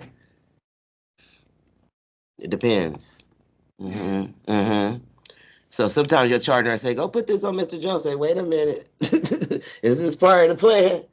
Because I don't know about that boot. That boot might be, yeah, if it restricting his movement, hell, make sure." Because you'll be so happy to be at work, and these people say, "Go do this," and you be happy to do it. Next thing you know, they had you do something you weren't supposed to do. So always ask questions. Is this on this care plan? Yeah, then they gonna know who they dealing with. They gonna, oh, we can't ask her to do nothing unless you damn right. Unless it's on that care plan, don't ask me to do nothing. You're right. Okay, so then you have the other one, which is involuntary seclusion. So this is separating a person from others against their will. So that's kind of like putting isolating your resident, making them stay in the room, putting them in the bathroom, locking them in the closet, whatever the case may be. Yeah, they got an abuse video. I'm gonna have to. I love that video. I'm gonna have to find it because they really show you these things here, where they roll Mr. Jones in the bathroom and then you hit his head in the sink. It pisses me off, but it's a good video to watch because it shows you all this stuff. It used to be the video of the years. I don't even think they play it no more. And then you have your sexual harassment. Okay, I'm telling you now, whether you date network or not date network, anything you say, you could be talking about something and somebody else can walk by and don't like what you said. It's that simple. Or y'all could be in a break room just chatting, and you got that one nurse that just don't want to hear nothing, and she heard the wrong thing. She can, yeah. Even though you didn't touch her. No, I'm serious. So I'm just letting you know. Many ways for sexual assault. I done seen that happen. Like, are you crazy? Like, you should have been minding your business. You got in somebody else's business, and then you wanted to, you got, nobody asked you to get in the business. But let me tell you, she'll get in the business and tell on you. Okay, and then you have substance abuse here. I wonder why they added this one to the books, because this one wasn't in the books at first.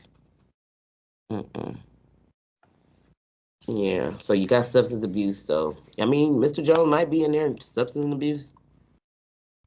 Oh yeah, he will be. Well, some of them, alcohol and everything. You find it in the room. Yep. Okay. Here, nurse assistants must never abuse residents in any way. Okay. Even if he hits you, do your best to get you a lawsuit. You can't hit him back.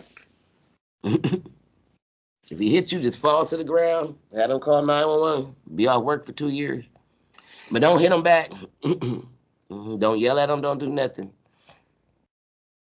Okay, I know, but this is the way it has to go. It says if you ever see or suspect that another caregiver, family member, or resident is abusing a resident, you have to report it. Yeah, Mr. Jones will have visitors, and depending on what's going on, because when it's happening, everybody's fighting over the house, the car, the family, the wheel, all kind of stuff be going on. And see, Mr. Jones has one person in charge, which is Laura. And Laura got 18 brothers and sisters, but she's the only one that gets to know everything. Okay. So you have another family member to come visit Mr. Jones and try to get him to take Laura off in the room. Y'all pay attention to those type of things because they could be in there abusing your resident. Especially when it's not the responsible party coming. You better take Laura off the D. Are y'all okay, Mr. Jones? You good? Mr. Jones will either do this or this. Yeah, but the family members, I'm telling you this for a reason. Family members, they do that. Because they don't like who Mr. Jones put in control of everything, or who gets the house, or who gets to do this. Especially when they have like a lot of siblings or children. Okay, so here's your observation and reporting. So these are the things that you should report. Okay, so any suspicious injuries. I always do a skin check after Mr. Jones has visits, or even if he go out on pass for Thanksgiving and come back. You always want to check your resident just to make sure. So if it's poisoning or traumatic injury, teeth marks, it says belt buckle straps. Y'all know what it says bruises, contusions, welt scars, fractures. That's a broken bone or Coloration, something's turning purple, red, or looks swollen. You got your burns, okay, scalding burns, scratches, puncture wounds. So if you see any of this, swelling in the face, broken teeth, nasal discharge, and I'm just reading because I'm not sure if he can see it. Yeah, if he's bleeding, it's from especially from any of the genital areas. Because things happen, sexual abuse happen. Also, too, if he's cussing all the time, if he's having fear, apprehension, or being alone, poor self-control, constant pain, if he's threatening to hurt others, if he's having some kind of withdrawal, or this one here, this should be in bold, apathy. That means that he's wasting away. Okay, alcohol or drug abuse, agitation or anxiety, signs of stress, low self-esteem, any of these things, mood changes, confusion, disorientation. Okay, since private conversations are not allowed, or the family member must be present during all conversations. So you got to kind of pay attention to that. Yeah, because somebody might be trying it. And this is resident or family member reports questionable care. So here go your bed sores. If the bed or body not clean, if he has lice, if you're not answering the call, like all this stuff is considered abuse or neglect. If you didn't change his bed, soil bed, if he has on poor fitting clothing, okay, refusal of care, this is unmet needs, okay, not giving him his hearing aids, his eyeglasses, whatever the case may be, dentures, weight loss, poor appetite, uneaten food, definitely the state, they hate weight loss. They hate dehydration. They hate abuse, okay? What's the other one they hate? Pressure sores, and they hate when you lose the resident, meaning he elope. Yeah, them right there, ooh, I'm telling you now. But weight loss, dehydration, even weight gain.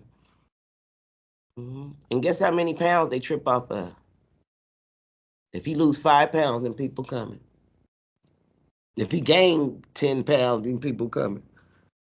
Because So if they just randomly gain 10 pounds, let's just say it's because they had gained the weight, just because they've been eating and time has. But eating what? Just what we writing, or is he eating extra? That's not documented. Like they're gonna try to figure out where and why. Yeah. So if they ask for extra, let's just say we have a client that asks for extra food, we gotta document that. You should, especially if he's on the healthy side already. Because he has the right to, he has the right to get a snack even if he's on the healthy side. You can't take it away from him and say, "Oh, you too healthy, Mr. Jones." He still need a snack. Fresh water, beverages not being given on each shift. So even if you don't pass water on each shift, that could be considered abuse or neglect. And I know this is the boring part, but it's the part where, like, they're gonna ask you some of these things, and I just don't know where, so I have to make sure. So it says you will be in an excellent position to observe and report abuse or neglect. It says, as mentioned earlier, NAs have the ethical and legal responsibility, okay, to observe for signs of abuse and report suspected cases to the nurse. So how you gonna do that? You're gonna follow your chain of command. If action is not taken, keep reporting to the chain of command. If action is not taken between your administrator, you gonna have to be the one to call them people. I'm just telling you. And at that point, because I'm in some other mess right now.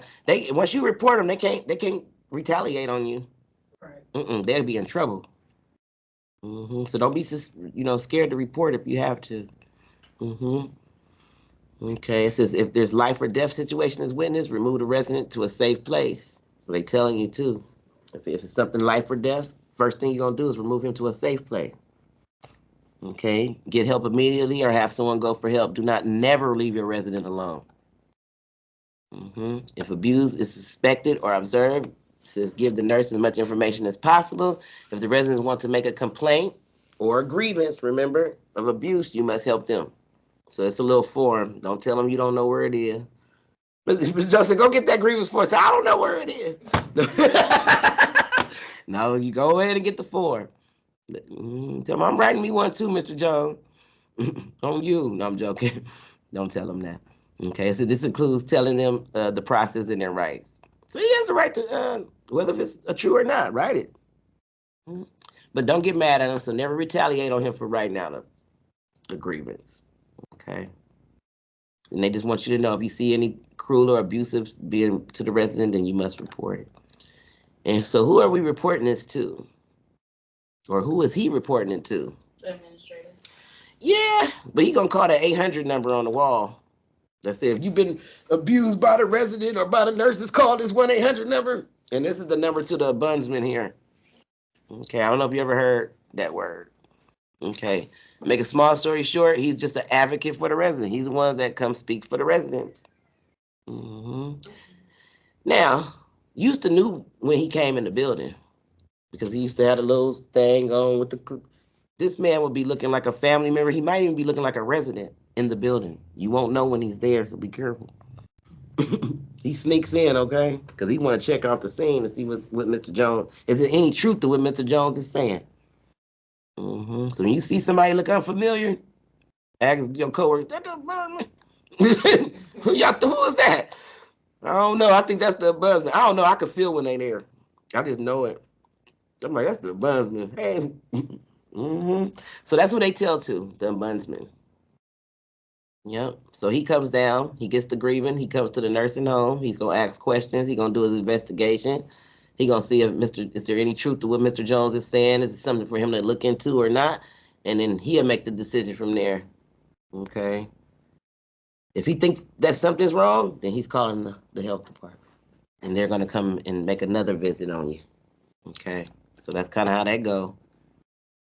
Okay. I don't think that we supposed to call them. Somebody told me we supposed to call the Nurses Association, but that's another day. We'll talk about that on another day. All right, so the ombudsman, he visits the facilities and he listens to the residents. That's what it says. Whether they talking crazy or not, he or she decides what action to take if there's a problem.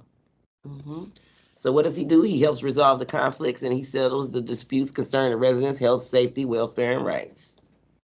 The ombudsman will gather information and try to resolve the problem on the resident's behalf and may suggest ways to solve the problem. Okay, so he might tell you make a few care plans, or whatever the case may be. Okay, we're gonna do whatever this man say because we want him out. We don't want you come looking at us. So a ombudsman provide any ongoing presence in a long-term care facility. These monitor care conditions. So he don't have to tell you when he's coming. He just come. Okay, and he don't dress in the suit no more. It's in regular clothes.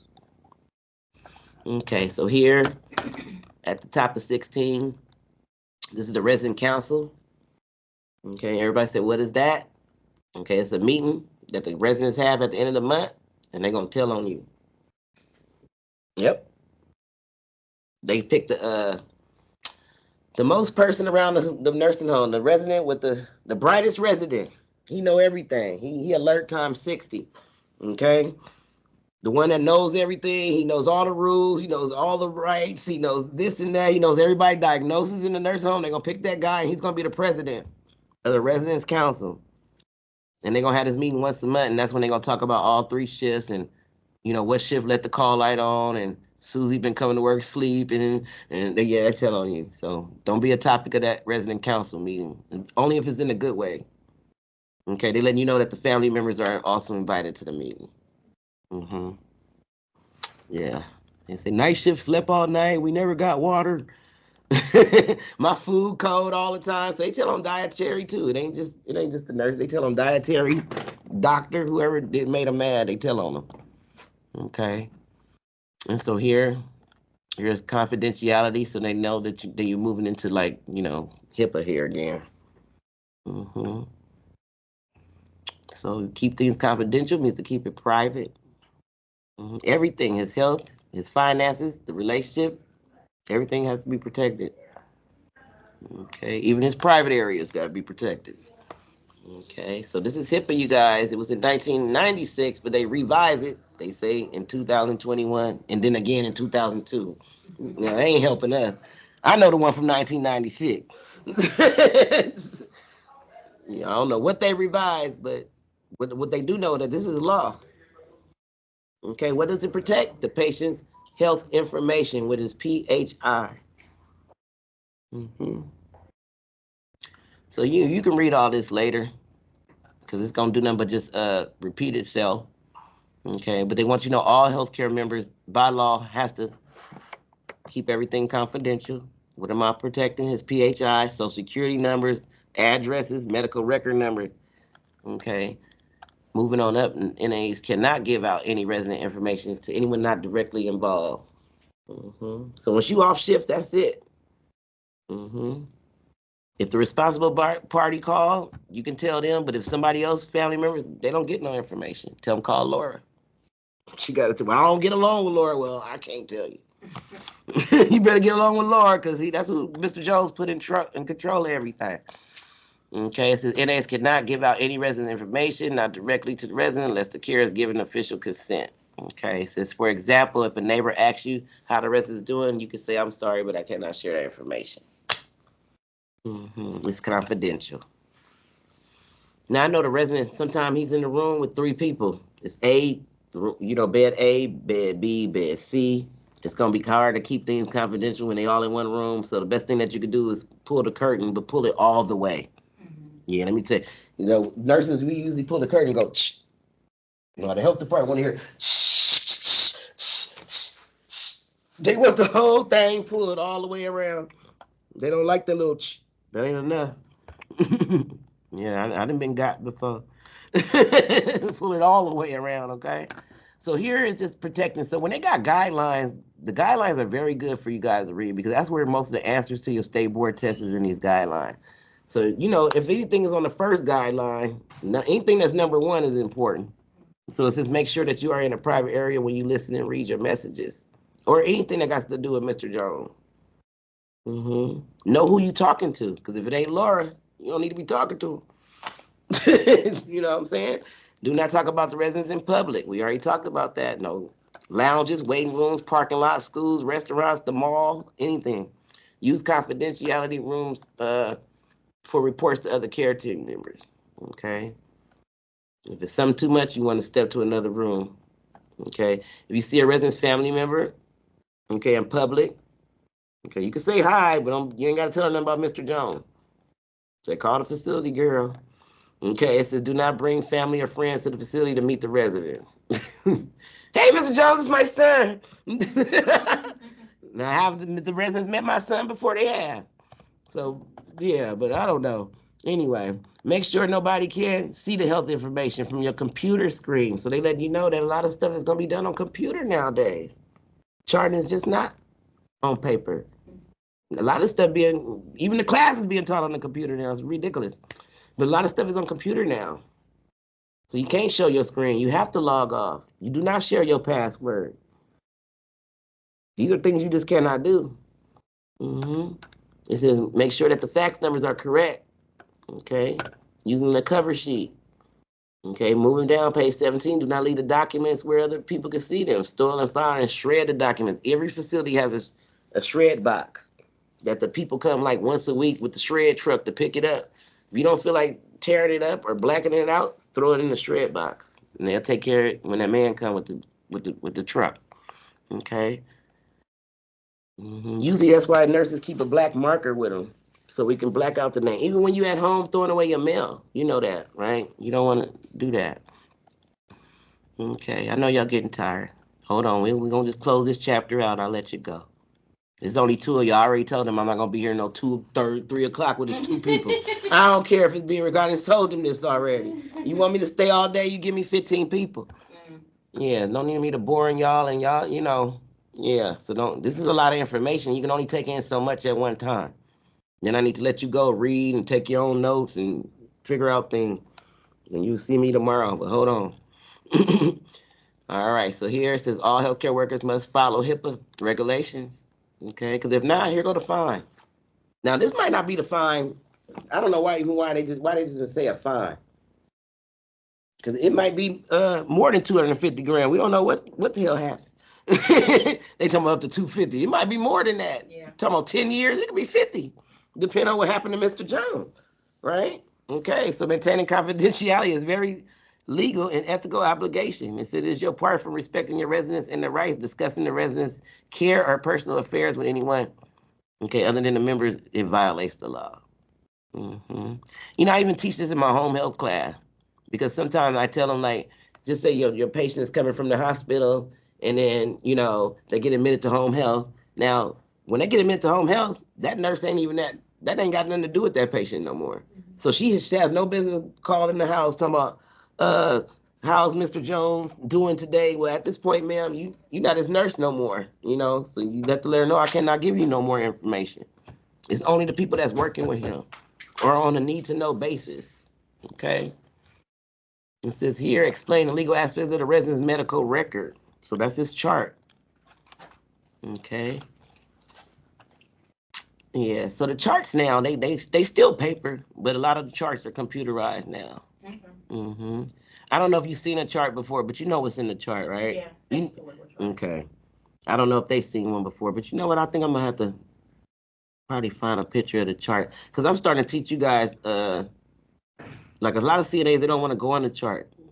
Oh, I need to. That's what I'm trying to tell them. I don't know who told them they don't need to go on the chart. You need to. I do have a question. Mm-hmm. So up at the top where we're talking about like We was talking about that. when someone calls and we can't give out the information. So is there like, do they have forms? I know in mental health is called a ROI. Mm-hmm. Maybe some places use the same abbreviation. Mm-hmm. Do they normally have that like in the? They got a tab. I think it says advanced directive or something like that. And under that tab, it should have his responsible party. Okay. Mm-hmm. And his wishes about healthcare and all that. Okay. Mm-hmm. Usually, advanced directive is usually the first thing that should be in the chart. It should be number one. I don't know how they making the charts now, but back in the day when I was coming up, the first tab was advanced directive. Mm-hmm. Is he DNR? Is he CPR? What's the allergies? Who's the responsible party? Like, oh, that should be like the first 2 pages of the chart. Okay. Yeah. Mm-hmm. But I don't know how they making them now. Mm-hmm. But I know a lot of them is on computer now. Yeah. So that's what they mean by the medical record, or the chart is a legal document. Mm-hmm. So I guess we'll go over the guidelines of documentation, and then, oh, that ends the chapter anyway. Then I'll let y'all go. Because he sound like he's having a fit. You know. I don't want to make nobody upset. Yeah. I don't know. He might be too nervous with the ladies. I don't know. Okay, so what we'll do, we'll just go over the guidelines of documentation, then I'll let y'all come back. And then we'll come back and finish documentation, because after documentation, I like to go into communication, because it's the same, you know, it's in the same family. And until tomorrow too, we'll talk about the other part I want you to know about module 17, because you know that's why I like all y'all to be able to log on, because it has me all over the place and it makes me look like I'm crazy, but I'm really not. And I'm just saying, I'm so sick of me looking crazy. It's not me. Okay, but don't worry, we'll make it make sense. So here, your medical chart. Okay. It's a legal document, so that's the key word here, legal. Okay, that means they will go to court if they need to. Okay, so that's why the chart, certain things have to be in there, certain things can't be in there. You know, one thing that's not in the chart is the incident report. It's in something separate. I think it's in the risk and management section or something. Risk assessment? Yeah, risk. Yeah, Okay. It's in that section somewhere. That's weird. But we'll talk about it, but not today. But let's just go on with this little part, and I'll let y'all guys go. Okay, so here is the resident's medical record or chart is a legal document which is written, okay, in the record, and it's considered in court. Yep, there you go. What actually really happened. Okay, so they're telling you if you didn't document it, technically they could say it didn't happen. They can say that. Now that don't mean that you can't prove that it did happen. Now, I didn't have this conversation with the health department, but if you didn't document, technically first we're gonna say it didn't happen. Then you can do your proof and stuff later that it did happen. Go ask Mr. Jones, did it happen? He said, yeah, okay. Yeah. Because I ain't gonna lie to you, some things happen in nursing homes to where sometimes you can't document. Just like if somebody called out. Say 2 people called out. Now you got all these extra residents. You ain't gonna be able to do all that documentation and be at home.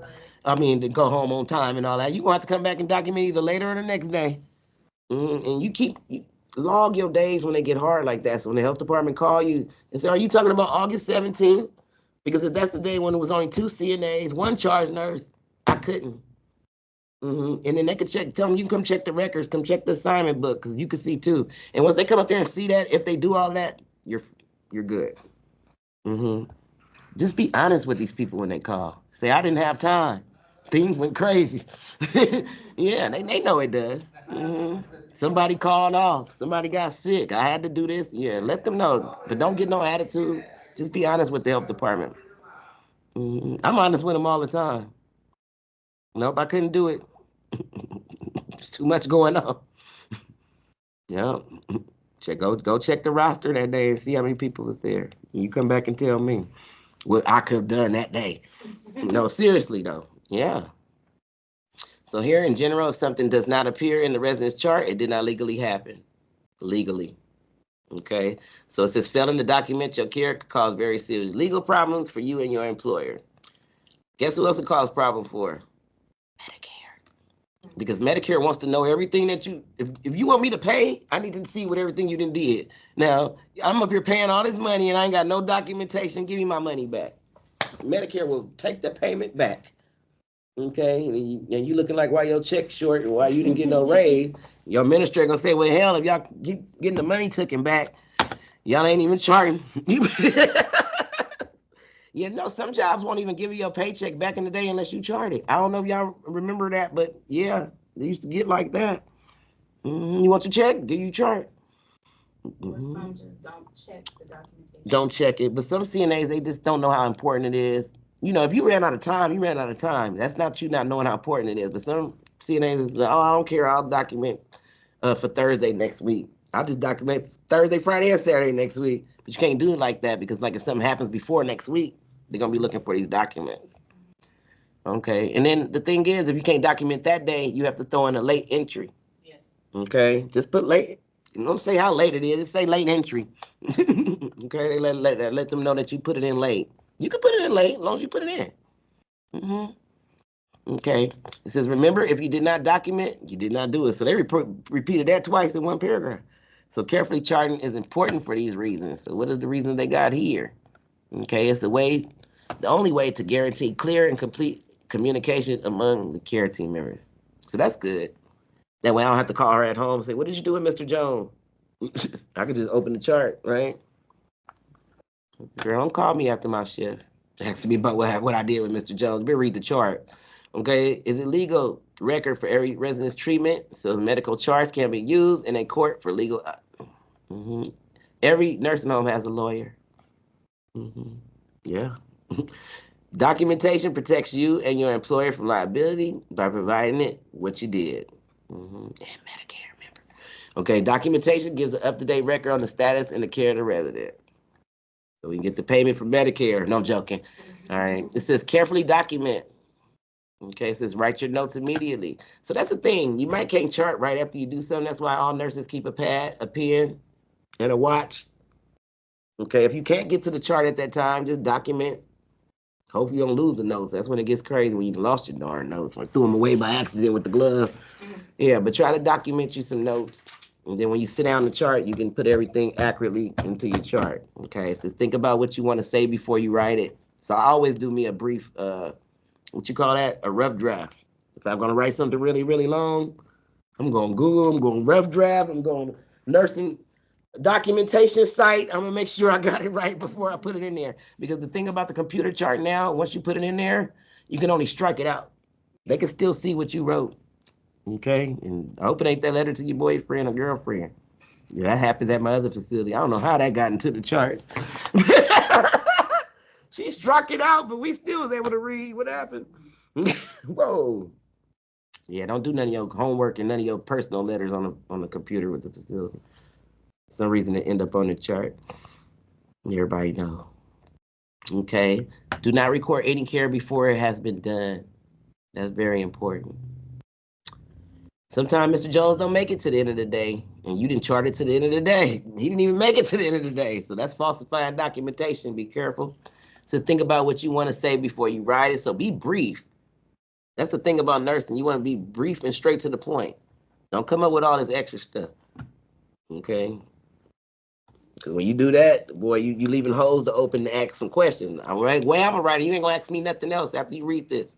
That's it. I'm done. Find somebody else. Right? So write the facts, not opinions. Write neatly. Use black ink only. So from this day on, when we do anything, not your personal notes, but like if I say sign this for the school or sign this for the facility, black ink only, please. Okay. So if you make a mistake, draw one line. This might be on your state board. Draw one line through it. Put your initial and the date. Okay. Never erase what you have written. Do not use whiteout. So here on page 18, I got a nice little example for you. You can't scribble it out either. You just got to draw one single line. Okay, because if after you start doing all that extra stuff, then you look like I don't know. You don't look honest at this point. I don't know. Yeah. Okay, sign your full name and your title. Write the correct date they told you. Okay. This is document as specific as in the care plan. Okay, y'all check the care plan. Don't be documenting stuff you ain't supposed to be doing. Okay, and they let you know most of these jobs we work in 24-hour clock or military time. Okay, when you clock in, it's gonna be military time. Hours on your check, military time. So if you don't know it, try to get with military time. Now I can't really teach you military time. I can just really show you a clock, tell you how it go. Okay, yeah. I mean, they got their own little ways that everybody can figure it out, but like they say, add 4 plus this and that. That don't work for everybody. That just confuse most people. So if y'all need me to draw the clock, we can do a couple of runs with the 1700 and 1950s and see if you know what they are. But I'm quite sure you guys are good with the military. Okay. So some facilities, again, use computers. Okay. So you don't forget, don't show your screen, don't do the password thing. I don't care what happens. You can't use my password. I don't care if it's a friend. Don't let her do it. Okay. And here, this is explain, number 9 said explain the minimum data set. Okay, so a residence assessment system.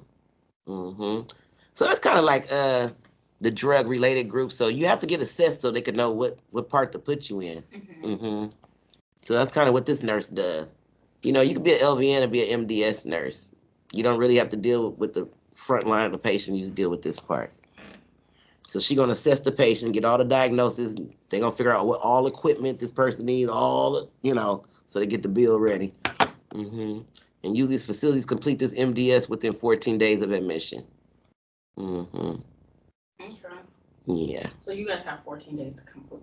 Well, they do. Facilities have 14 days to complete the. Okay. Well, that's for the MDS part. You have 3 days to complete the chart. To get the whole chart together, you have 3 days. That's 72 hours. This assessment, it just takes 14 days. Your pain assessment got to be done within the same day.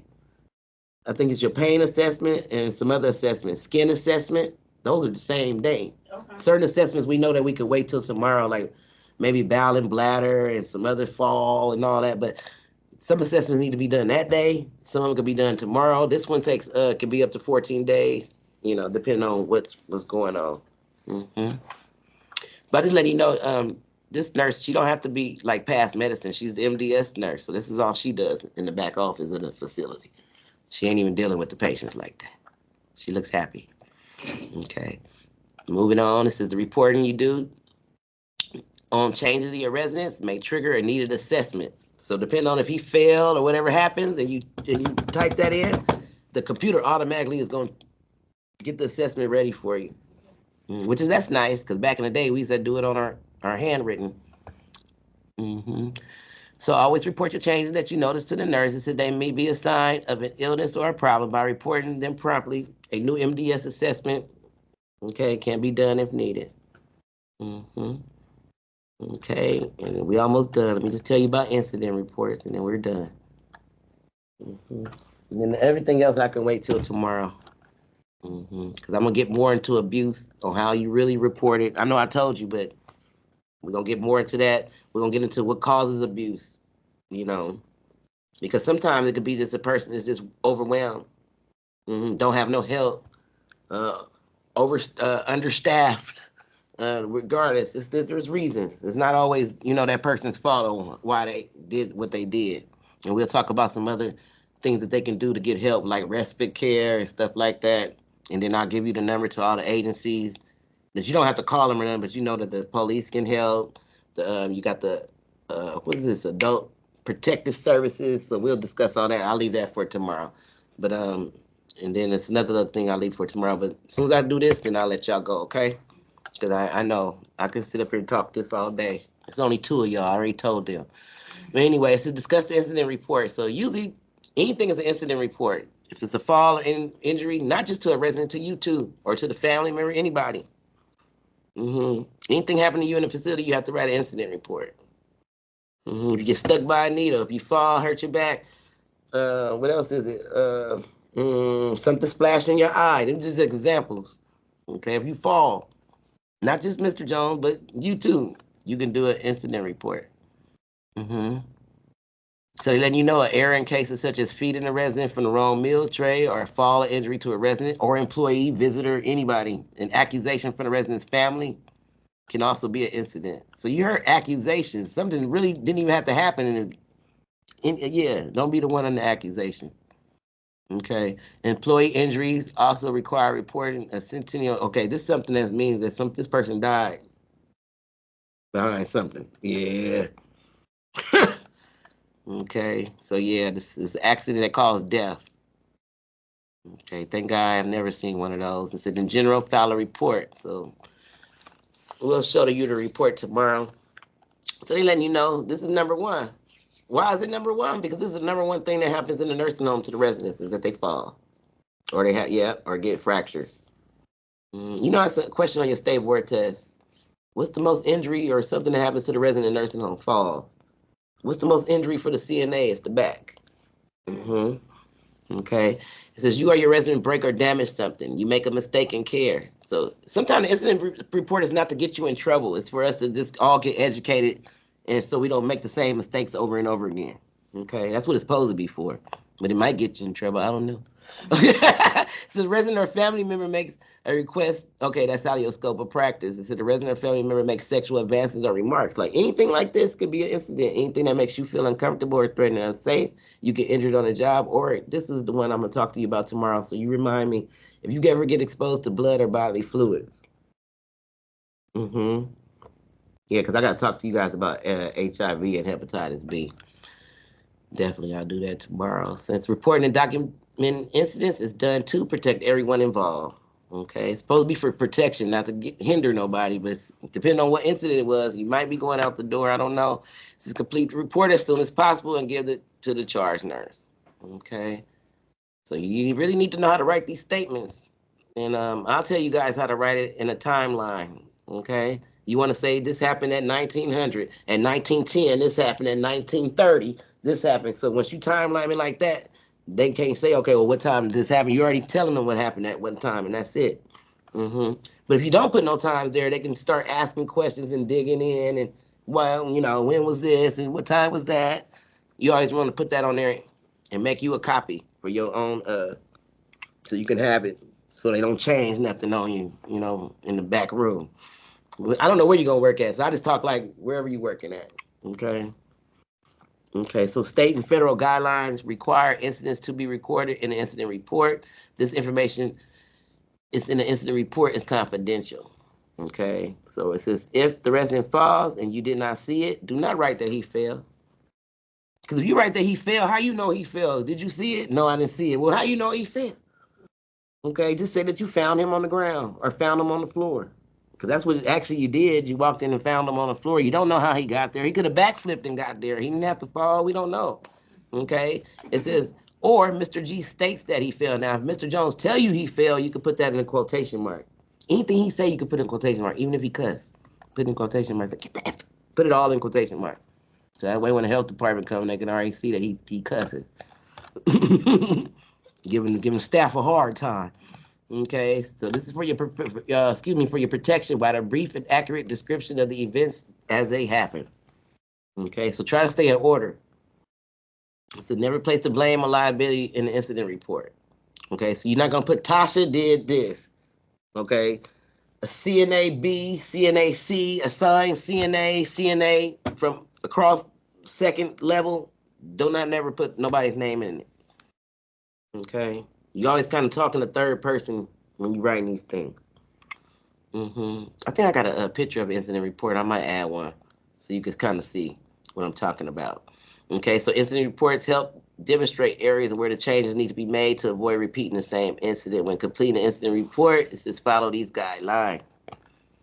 Oh, thank God. Now, it look like they missing some, but I'm just going to roll with these, and I'll have the rest of them for you tomorrow. That's why I got my other 3 books here, because I know Hart, they get tired, and he cuts stuff off. But here's your guidelines. So you tell what happened, state the time, and the mental and the physical condition of the person. Okay. So he's alert times 2. Was he alert times 1?